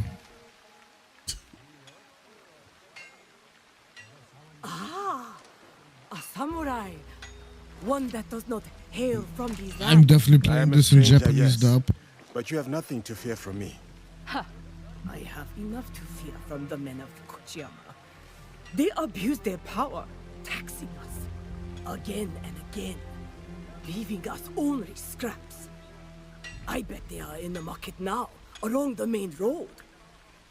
A stranger might make good merit, ridding a village of a threat like these men. Is that so? Then I shall see it done. For this life, if not the next.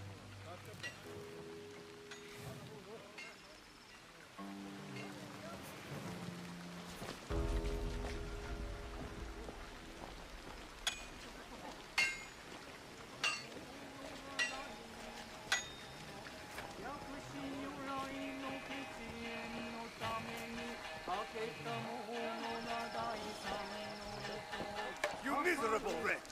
More division among the people here. More corruption.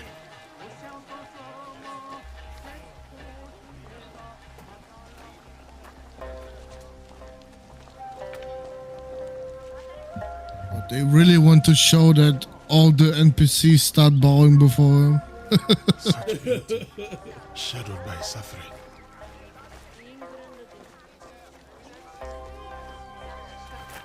What is happening I don't here? think you can even appreciate what you're seeing because the.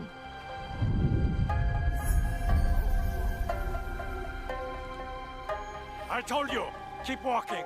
Because the video quality is not the greatest.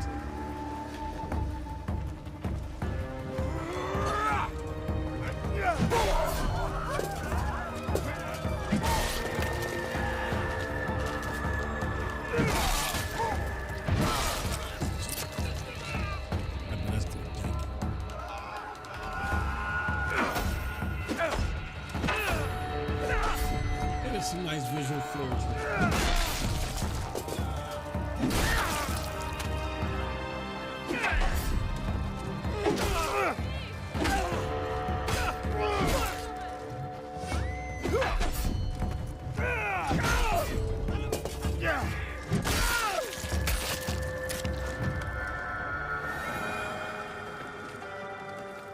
Make your peace.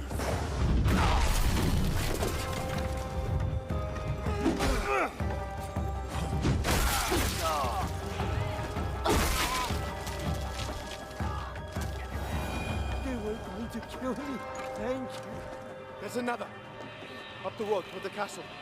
A corrupt samurai named Fujioka. Why is someone dropping a fucking mixtape in the middle of Sengoku Japan? What is going on? Oh, because he's black. Right. Sorry. I'll wash away his failure with your blood.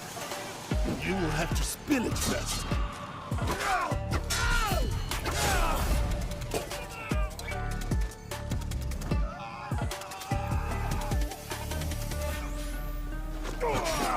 Who do you think you are? For the people? I am justice.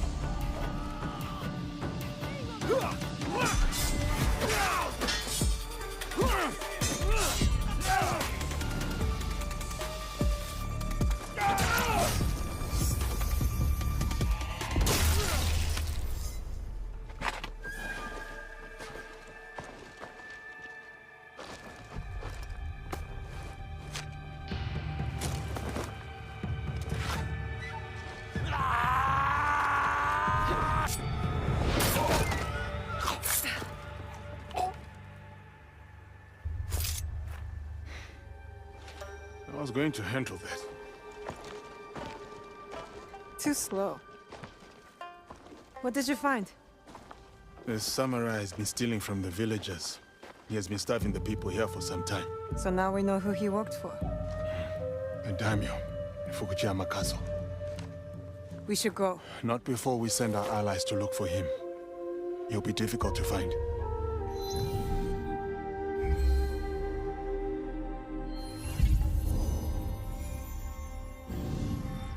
The daimyo. He's there. Who will take the lead? We can sneak in. Or charge through the front gate.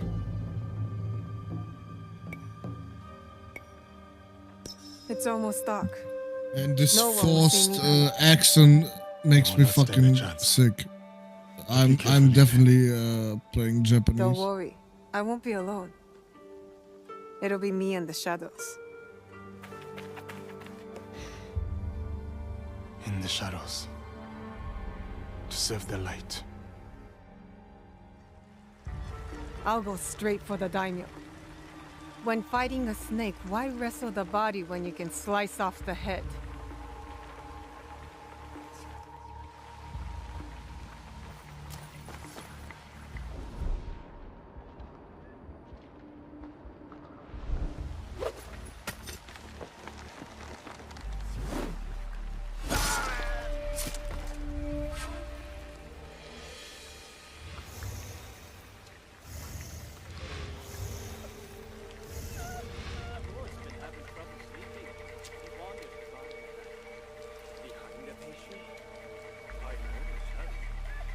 You're mine now, Snake.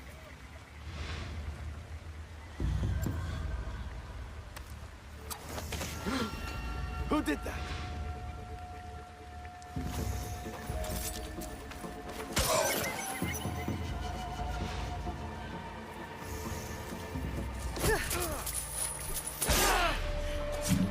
They definitely made her fucking overpowered with this whole parkour shit.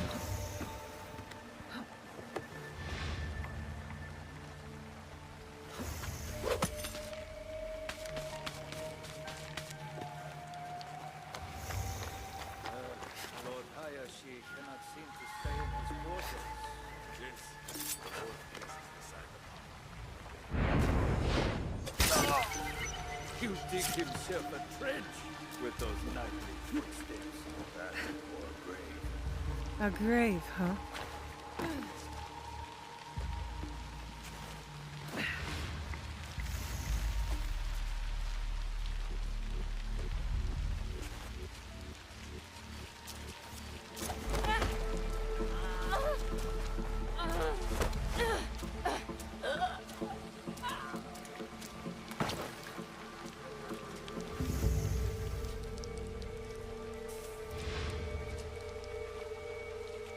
Of course, he was conveniently standing right in front of a fucking door.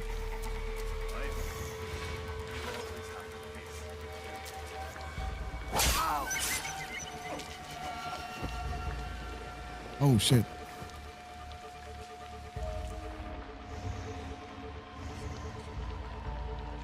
I like that. He's coming. I need to hide.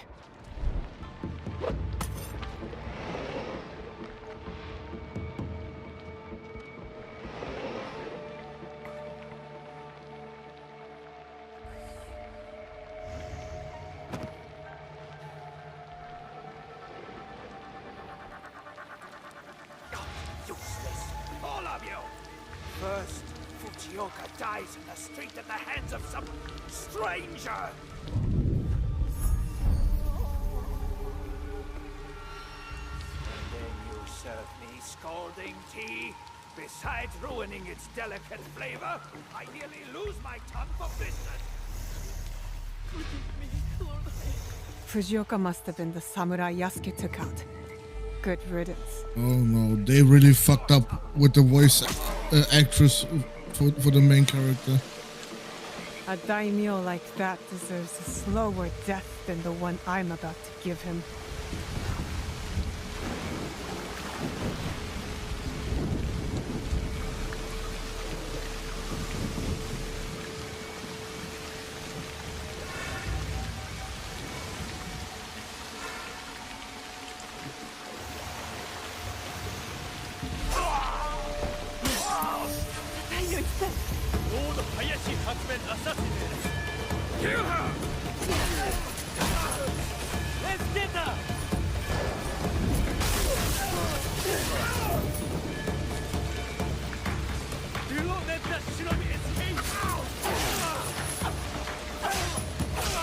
Are we watching the Dev Deep Dive, Moss?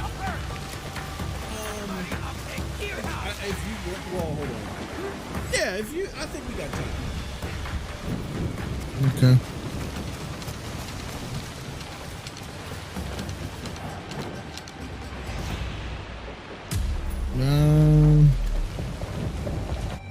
I don't know if I'm such a fan of the hip hop OST right now. I was thinking it's gonna be more epic, more orchestral, you know.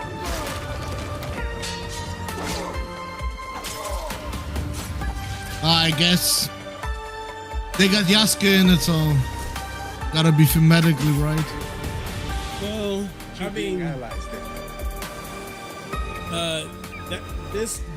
this type of music. Well, yeah, if you were looking for them to be original with the music, I think that's what we as Westerners look for. But when you go watch Japanese shows or even Asian shows, like they riddle their old school, even their ancient stuff in K-pop, J-pop, all types of stuff. So yeah, they don't even do that over there anymore. I watch a lot of Asian cinema, and even in their old, I forgot what you call it those times, those old TV shows and movies. It's full of K-pop. And yeah, a lot of okay. people don't.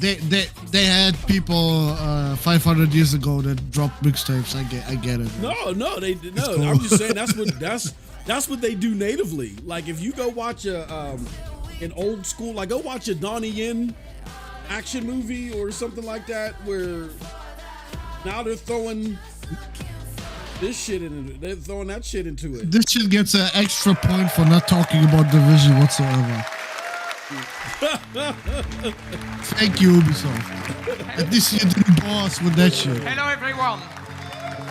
It's a pleasure for all of us to be here to celebrate our shared passion for games. I wanted to say thank you to all Ubisoft And that teams dude has to around the retire. world. Like Their seriously. talent, creativity, hard work is what makes all of us and all this possible. So. And I inadvertently mentioned Donnie Yen. Donnie Yen's Chinese. I meant, but like they're Japanese. Like Def Jam, what a lot of people don't realize, us from the West, Your passion is that is our Def driving Jam, force. which used to be the And number we one can't hip hop wait for you record to get label, your hands the on Japanese the bought games you have seen today. Look, Sean says, I like the OST. Fuck you. the Japanese bought Def Jam. Sean, they don't realize that and now that type of J-pop, that's all the music they play over there. J-pop. But They just rap on 80% of their shit now. That's coming from them. You'll go watch like a bicentennial or whatever you call it, whatever the time frame is, and then you'll hear those. Oh, there you have your Division 2 in the post show. Go anywhere. Stay tuned for the Ubisoft. They didn't even make Division 2 part of the main show, which Shadows, Star Wars whatever. Outlaws, and the Division 2. Presented by Yeah, Intel, that's yeah. Oh, partner for especially Assassin's Creed over Shadows. there. Oh shit. Over there, it's nuts over there. Hello, my name is Thierry Dansereau, art director on Assassin's Creed Shadows.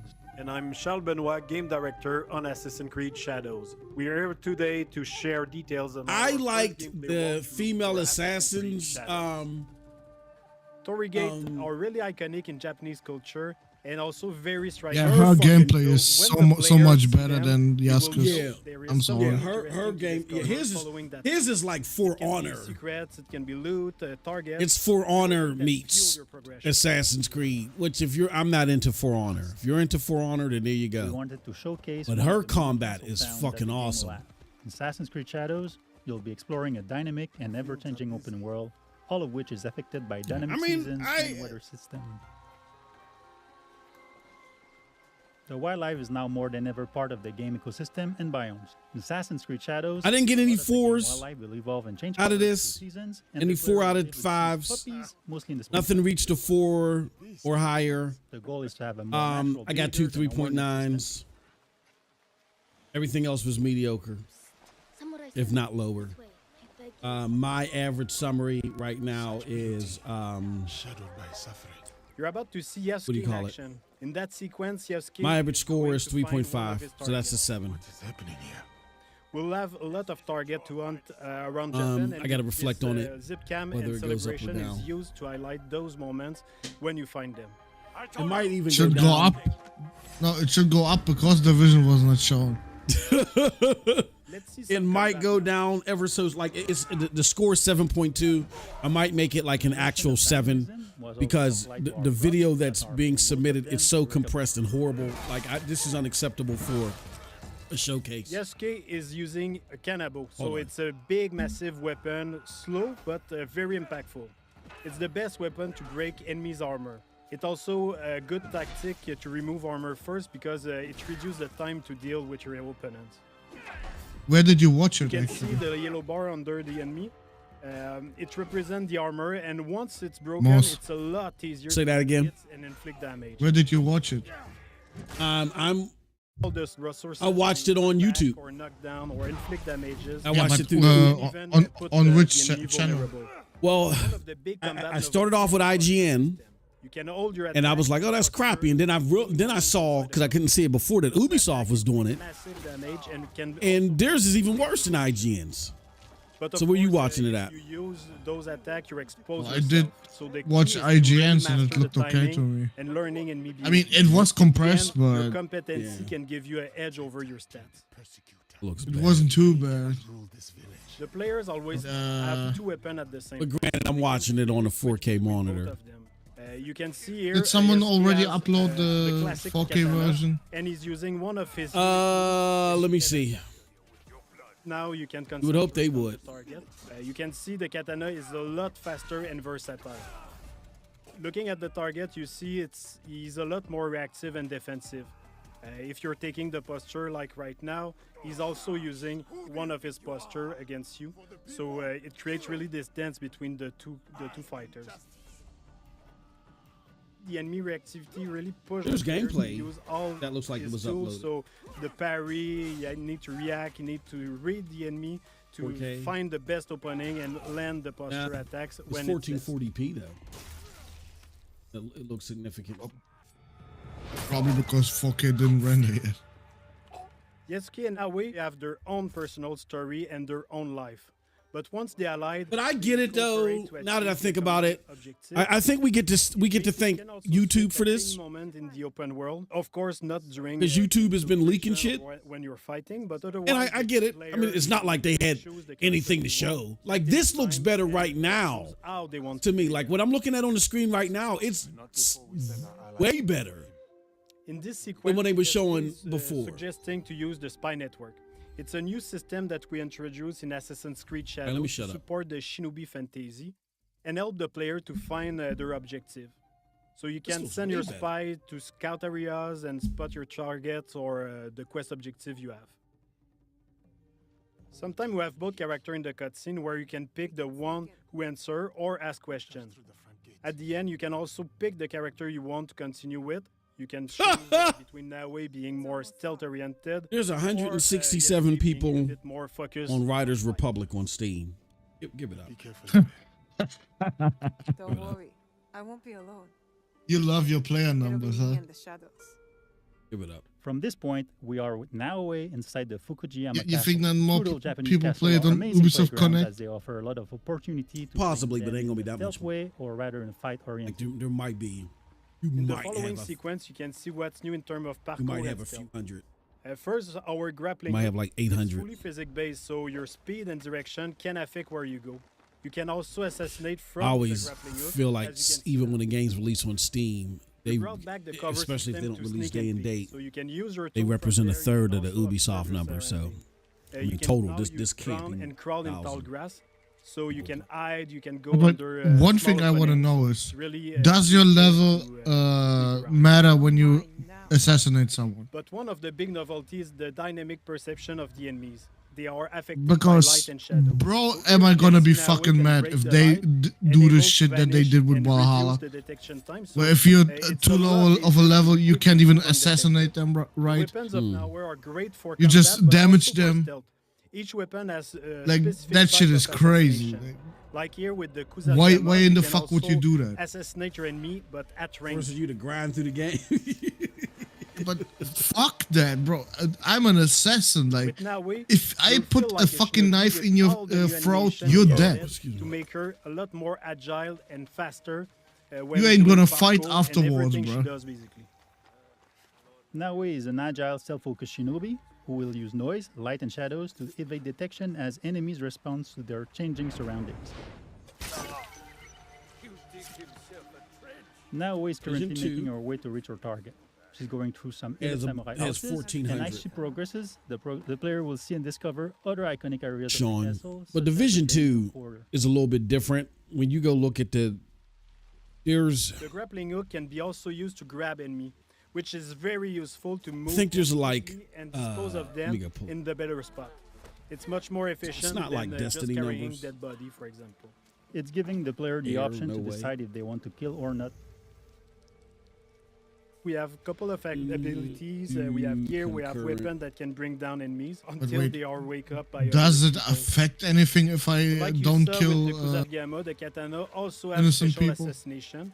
You can stab people through shoji door and stay mostly silent. So depending on the weapon you have equipped, you have a different assassination opportunity.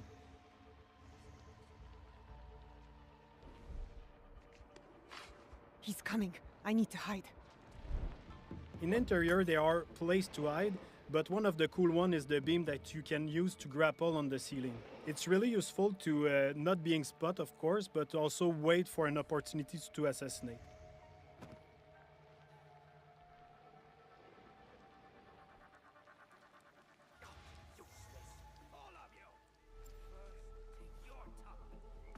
Here we saw a sudden weather state change that triggered a thunderstorm. The noise and the rain and the wind cover your footstep and also your action. The demo is in spring, but in winter the old pan will be frozen, so you can't use the same tactic. You will have to use prawn in deep snow or use the kunai to deal with the target at distance. Another cool shinobi trick you can see is Naoe using the breathing stick. With that, you can stay hidden underwater. I like that the seasons change and it's different approaches. You can choose to escape, to return to your stealth loop, or go straight in combat. Now is choosing combat with the Kusarigama, a versatile weapon that can use the cycle in one hand and the weighted chain in the other, allowing some range and melee fight depending on your attacks. In this case, the player decided to escape after many guards joined the fight. Even if Naoe can be very deadly, she doesn't have a strong armor like Yasuke, so it's a lot more risky when you fight multiple enemies at the same time. Anyway, in this case, she already achieved her objective. She killed the daimyo, so all is fine. We just saw the infiltration at night with Naoe. You can also imagine the other option of taking Yasuke and breaking through the front door. Day, night, weather, even season can affect the challenges on your path. Thanks for watching. We hope that you've enjoyed this presentation. Assassin's Creed Shadows will be launching on November 15. We can't wait for you to play it.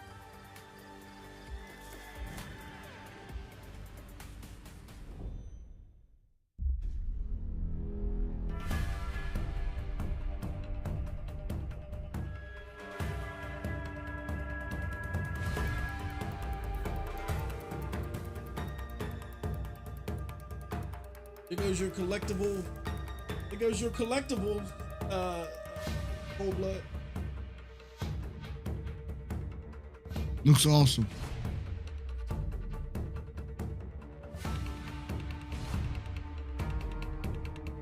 That steelbook. Oh my god, that steelbook looks fucking good. $50,000. Play it. I think it was 280 or something.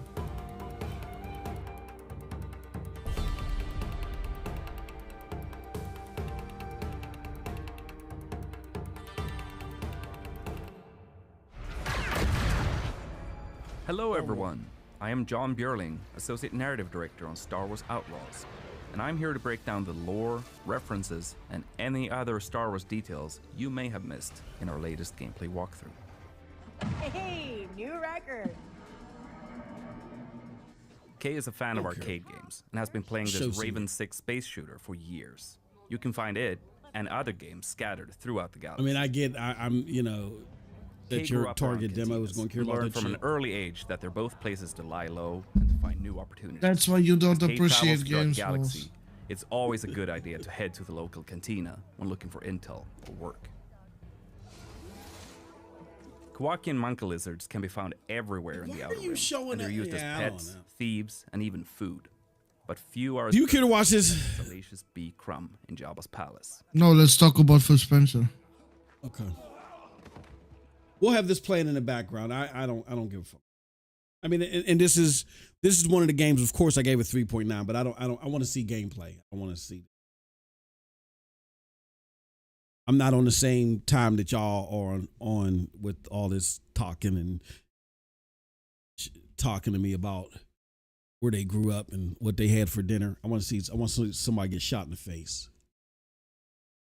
But while we're talking, you guys can watch the space traversal and what Starfield should have been. Anyway, let's talk about Phil Spencer. All right, so so Cold Blood, educate us a little bit, and then we'll have an opportunity to talk about it in more depth when I go watch it. But educate us a little bit about that IGN Phil Spencer interview. Like, what did you? I mean, why not watch it now? Yeah, I don't know. Actually, what's your reaction? Yeah, I'm gonna. Yeah, that's a full 30-minute interview, and we're gonna need like an hour. I don't have that much time, but we're gonna need an hour and a half because I just want your reaction.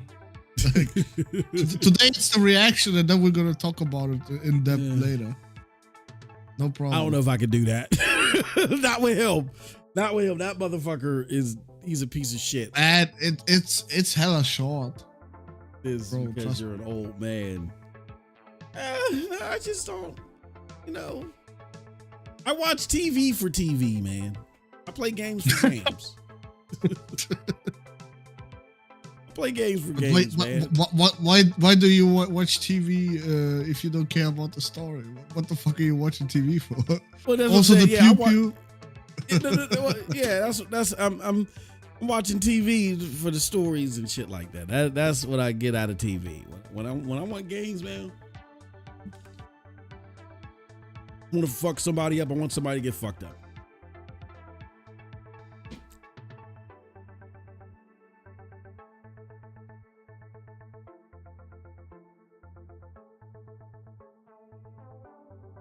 Yeah, we could do that for like full, like for our member stream tomorrow. We can do that, like watch and react. Oh, he's a piece of, and he's triggering for me.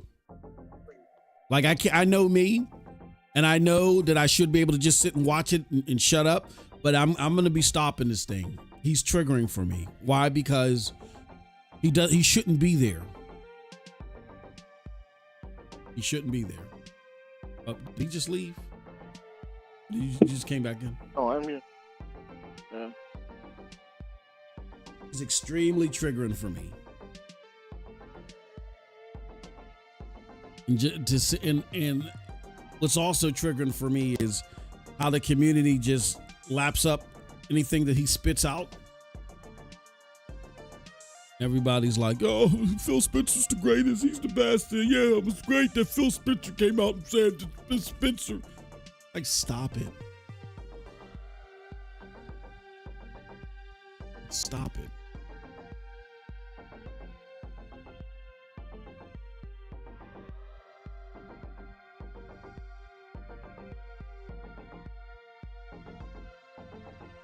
Actually, you said you gave this Ubisoft show a 7?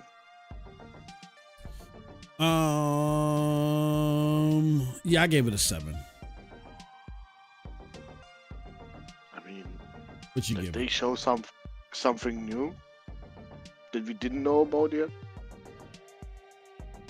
Besides Prince of Persia coming in 2026. I gotta do good. I got decent gameplay. It was mid 7. No, look, I'm glad they shown us what is coming for X Defiant, but they not really shown it. Like they gave us a super cut fucking trailer. I didn't even understand what the new faction can do. I have no idea. Yeah, I don't disagree at all. They did not waste any time with X Defiant, and for a game that is blowing up for them right now, this is bad. Like it's a fucking side project they don't give a shit about.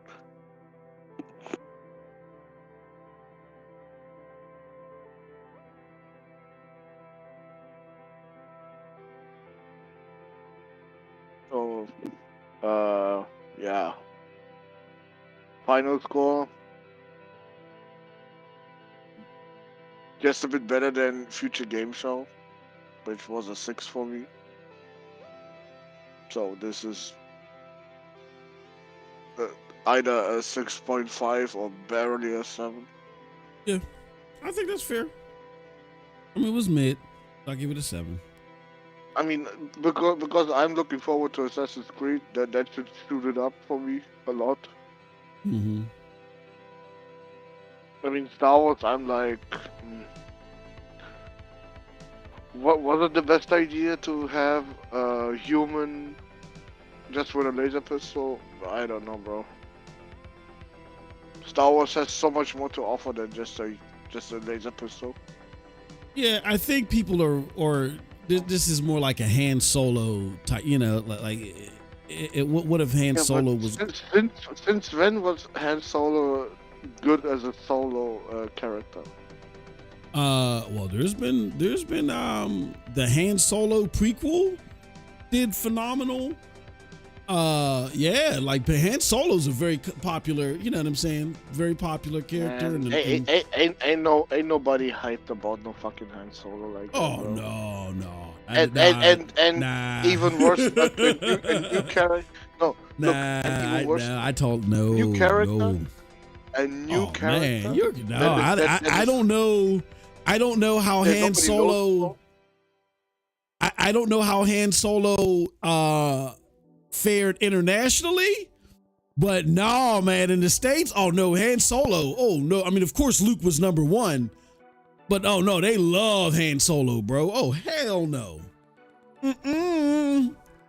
Shoot, Han Solo was always y'all told me the same shit about Indiana Jones and that shit. Yeah. Indiana Jones was huge. It's just the game. The game is actually. What you say that it crashed and burned? Well, the Outlaws might do the same, bro. We'll see. Oh man, Han Solo. The whole Han Solo has huge appeal. Yeah, because, man.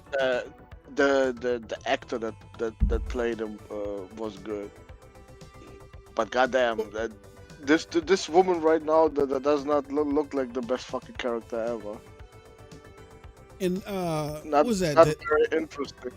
Han Solo's prequel, where it wasn't Harrison Ford. That did crazy on Disney. And so yeah, Solo, I think it was. Yeah, man. Oh no. Yeah, I understand. This is American guns. We love 6 shooters and shit. We love P shooters. And when you take into consideration that as far as the console or AAA market, that the US is the biggest market. I mean, you create a scenario where a lot of people here will be drawn to it, and you know, you have a good place to start from. Yeah, Solo, man. Oh man. Yuri says the Han Solo movie bombed. I don't know. Maybe. I didn't know. It made 393 million USD.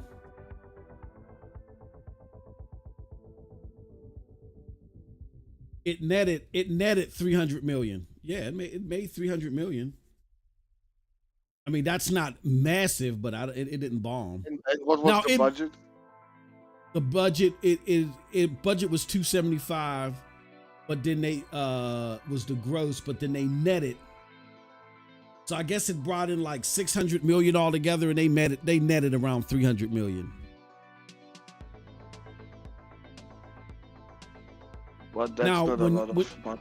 When you say bombed, it 6.9 out of 10. It was his review, was his in Rotten Tomatoes at 60. So the review scores weren't the biggest for it, but that, you know, you can't go by Rotten Tomatoes in them anymore. Everybody loves Han Solo. I thought. What's going on? Say that again. All of a sudden, it doesn't. Well, you said everybody loves Han Solo. What's going on? What happened? Sounds more like they don't like him. Oh no, you can't go by movie critics here. They're worse than game critics. They're idiots. But no, the fact that it made 600 million, it made 600 million. That it didn't do bad. I'm with Kiri. I'm with Kiri on this one. Like, Star Wars sees about $1 billion, not fucking 300 million, bro. No, it totaled 600 million. It wasn't the highest Star Wars movie. Like, let's take a look. But Star Wars recently, let's take a look at what's Star Wars The Last Jedi. Let's see what that brought.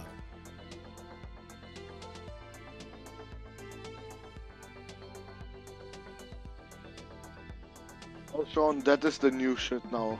You get a budget Han Solo now.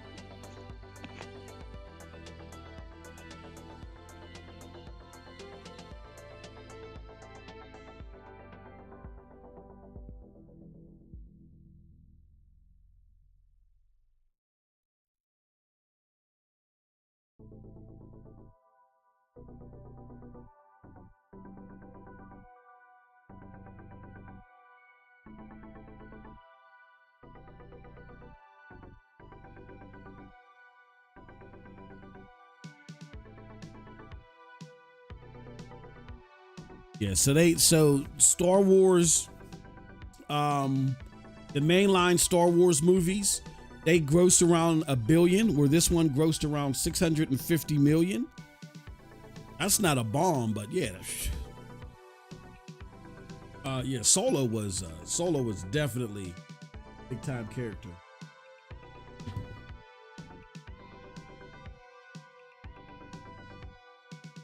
People went crazy when Solo got killed in the first one. Hold on one second.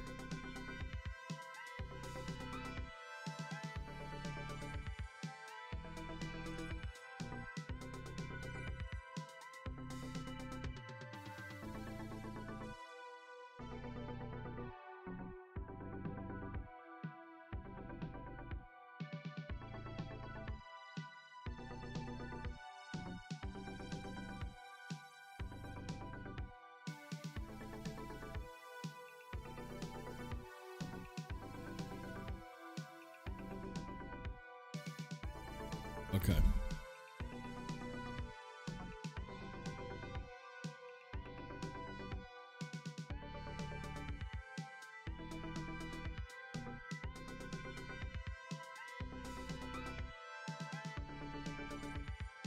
No, that's not bad for an offshoot movie. What was the other offshoot movie that they did? I forgot. I went to go see that one too. I seen all of the Star Wars movies that had Donnie Yen, Star Wars Donnie Yen. That everybody said was the shit, Donnie. Oh, I forgot. Rogue One. Okay, let's see what Rogue One, Star Wars Rogue One earnings. Rogue One earnings. Excuse me.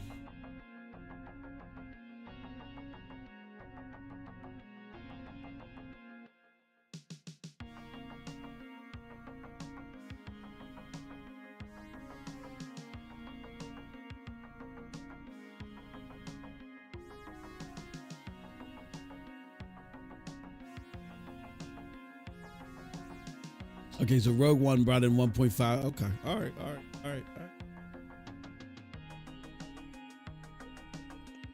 The House of Cards is falling, Mouse. No. It had to be it didn't do bad. It just didn't gross as much as the other movies. Bro, in comparison to the other movies, it bombed, bro. Don't sugarcoat it. Would you say? Don't sugarcoat that shit. No, Han Solo. No. I tried to look at the movies and see that they still made a lot of money. They didn't make as much as the other ones, but Han Solo is definitely the Han Solo character set is definitely extremely popular.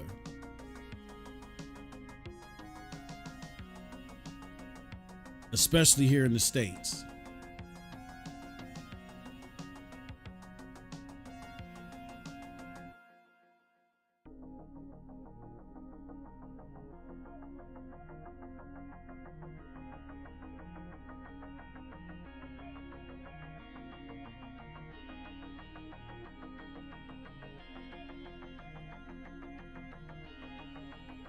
Oh, okay, that was it.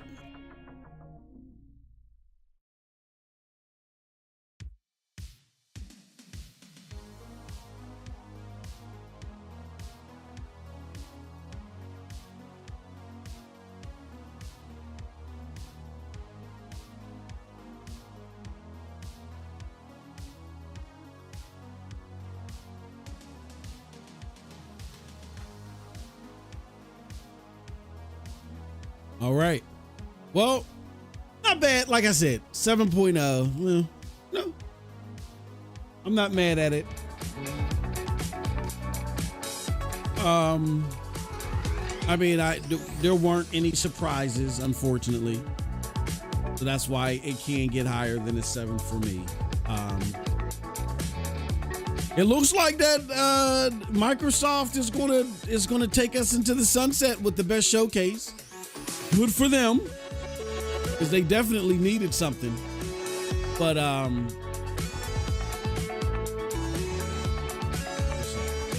okay, they're gonna take us into the sunset with the best video. I mean, with the best the hell. Okay, come on, Jesus Christ, that's driving me crazy in my ear. They're gonna take us into the sunset with the best showcase. I just urge everybody to take a look at the showcases. Watch them. Watch these interviews too, and watch the PC gaming show. That's the oh best my one. God, that was a catastrophe. That was horrible. That was literally I'm gonna say that's the worst showcase I've ever seen. And I've watched the PC gaming showcase all the way through, and this is horrible. Absolutely horrible. Or if you All want to die from cringe, that is showcase to watch. That was worse than any of the previous Xbox shows. It was just horrible. Like, I'd rather watch the Dare Simulator game from the Xbox show over and over again, opposed to watching it. I gave the State of Play a 2 out of 10. Yeah. For the PC gaming show, I can't even score that shit. You just give it an F. Just give it a fail. Yeah, it was horrible. That was bad, bro. Extremely bad. All right, y'all. Well, I got to get out of here. I got to get ready for work. But yeah, man, it was a hell of a weekend. We had a great time. Cold Blood and I will be back tomorrow. I don't know if Cold Blood's going to do any more gameplay, but we'll be back with our member stream tomorrow. So definitely be on the lookout for that. We appreciate everybody. Wait, you want me to stream Extra Fine or what? Yeah, if you want to, bro, that'd be because I'm actually going to be behind the scenes trying to deal with all these copyright thingies that our videos have been hit with. I'll be doing that all day. And YouTube set me up. Talking with me or what? I will be. I can be there, but I'm going to be very mute because I'm going to be chatting with them, trying to clear all this shit up. This is good. They literally like hit our videos with several, not strikes, but claims.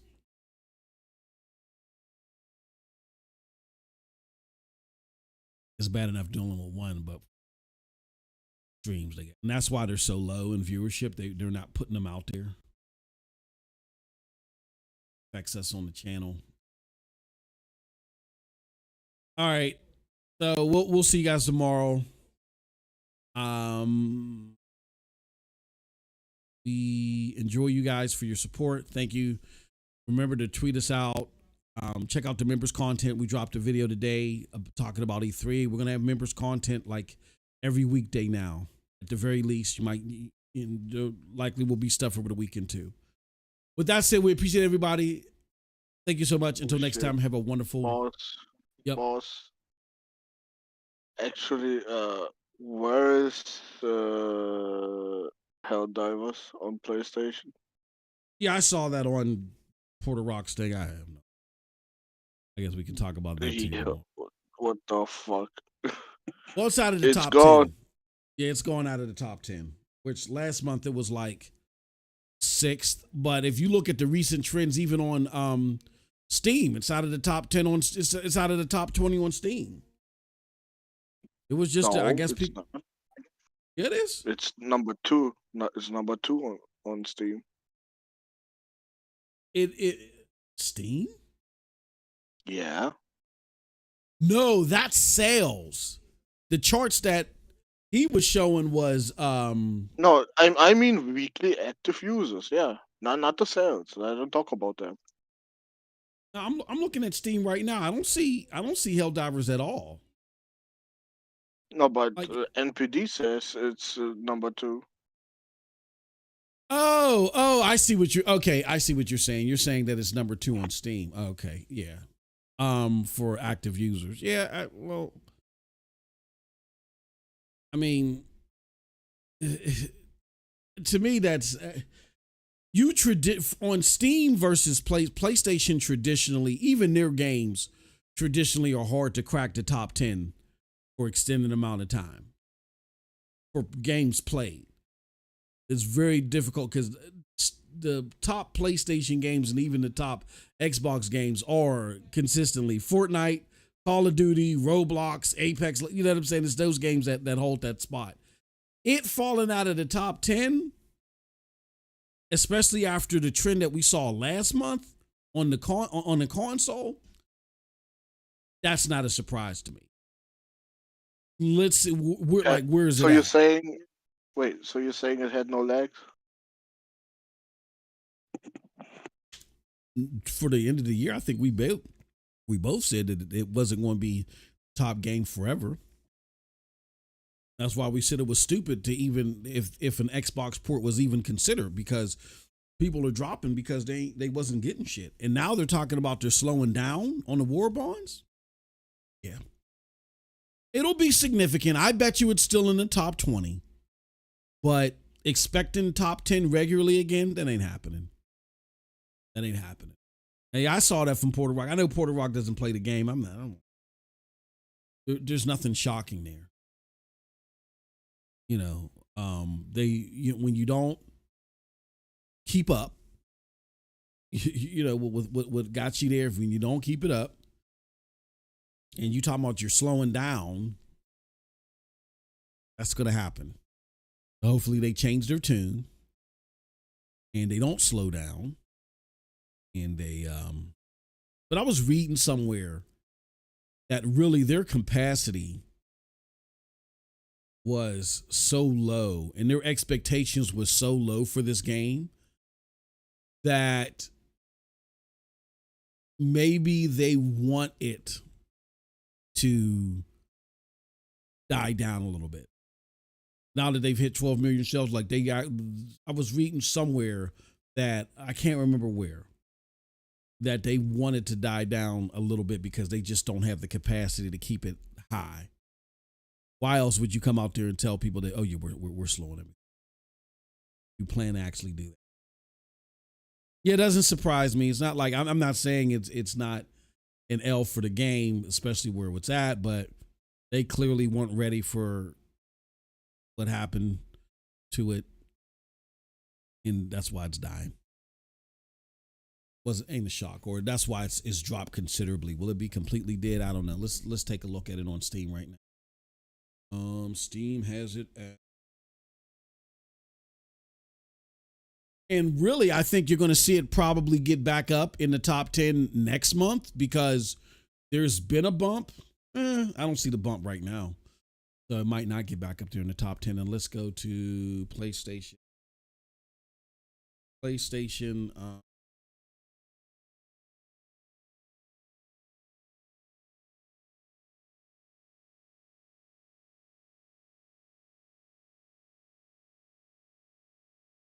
Here, how much it's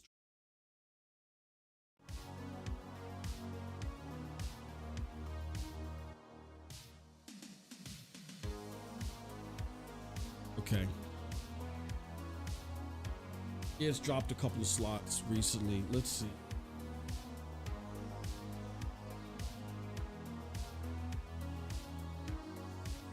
$30 days.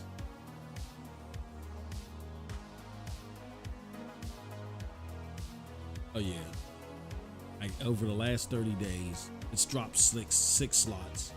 It's even behind Fallout 76.